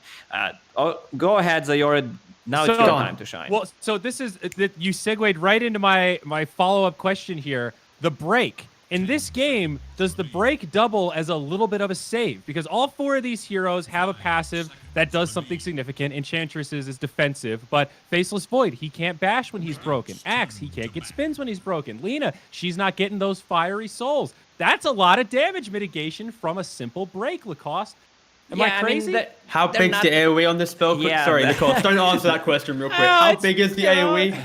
Like, It's really this not big. Like it's like It's a short one- stack. one- It's a little pancake. It's Yeah. Okay, thank you. So But you're that's not why wrong. you have but- Magnus. You don't think about it, T-Gav, like RP, 5 men, and then break them all. But so different guys, you're so scenarios, though, smart. right? Like Void jumps in, Viper drops that poisonous puddle. Void's got to think twice if he wants to commit to that fight. You're not bashing the anti-mage. Same with Axe. He blinks in, gets a call. All of a sudden, you're not spinning. You're just a red man there, standing there. I mean, that's Axe's whole thing. You've hit the nail on the head. I think that logic alone, I can't fault you. I think Nigma's won this game. Maybe I'm overvaluing the Viper, but that's what I see at least. So, gentlemen, please tell me where I've gone wrong.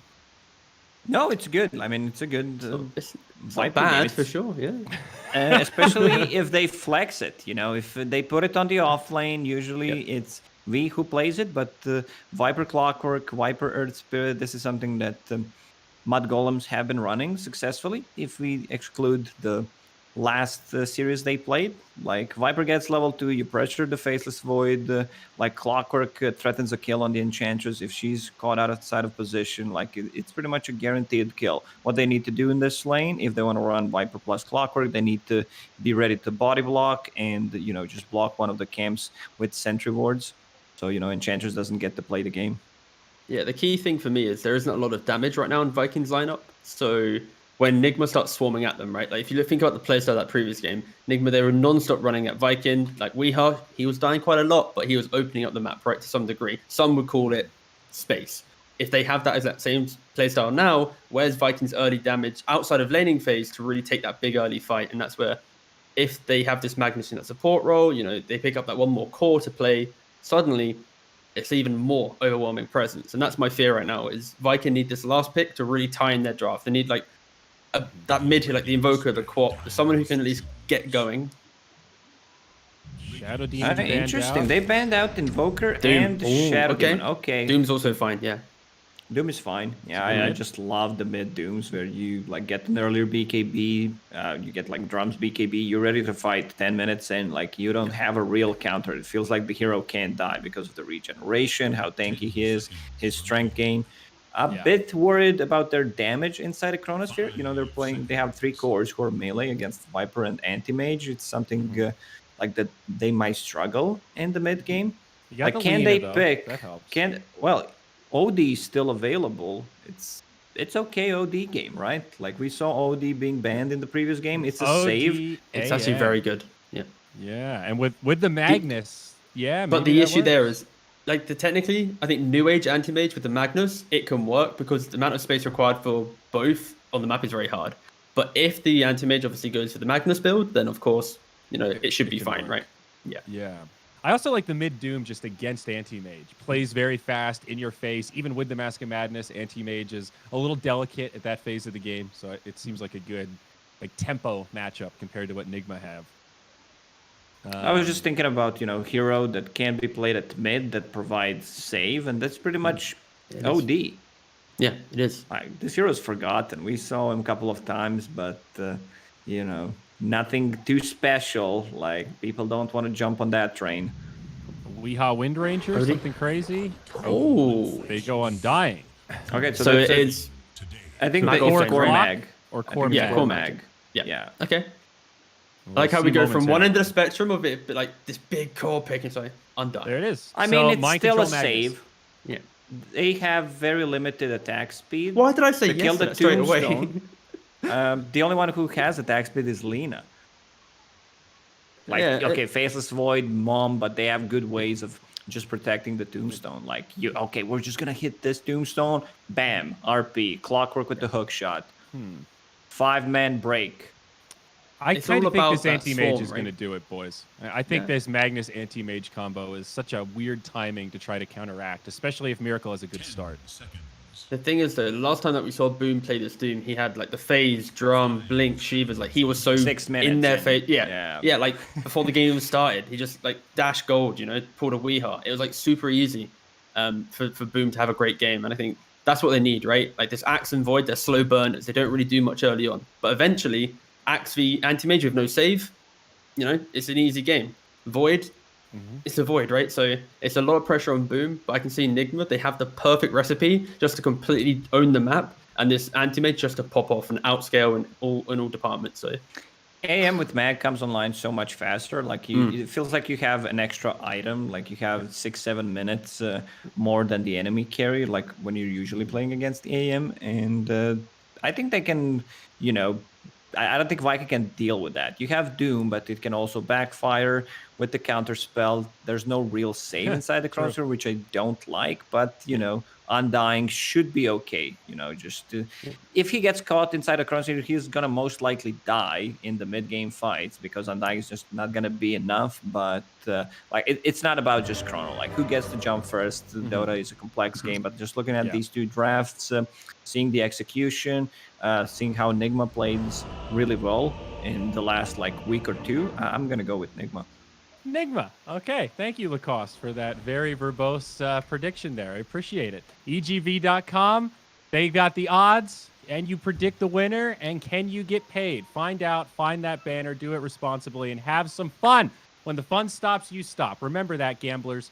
Now, on to the casters. We've got KP, we've got PieCat. Gentlemen, take it away for game 2. Oh, the fun one this should be, PieCat. You know, we were theory crafting. Is this Viking they're trying to overload Mind Control's mind, right?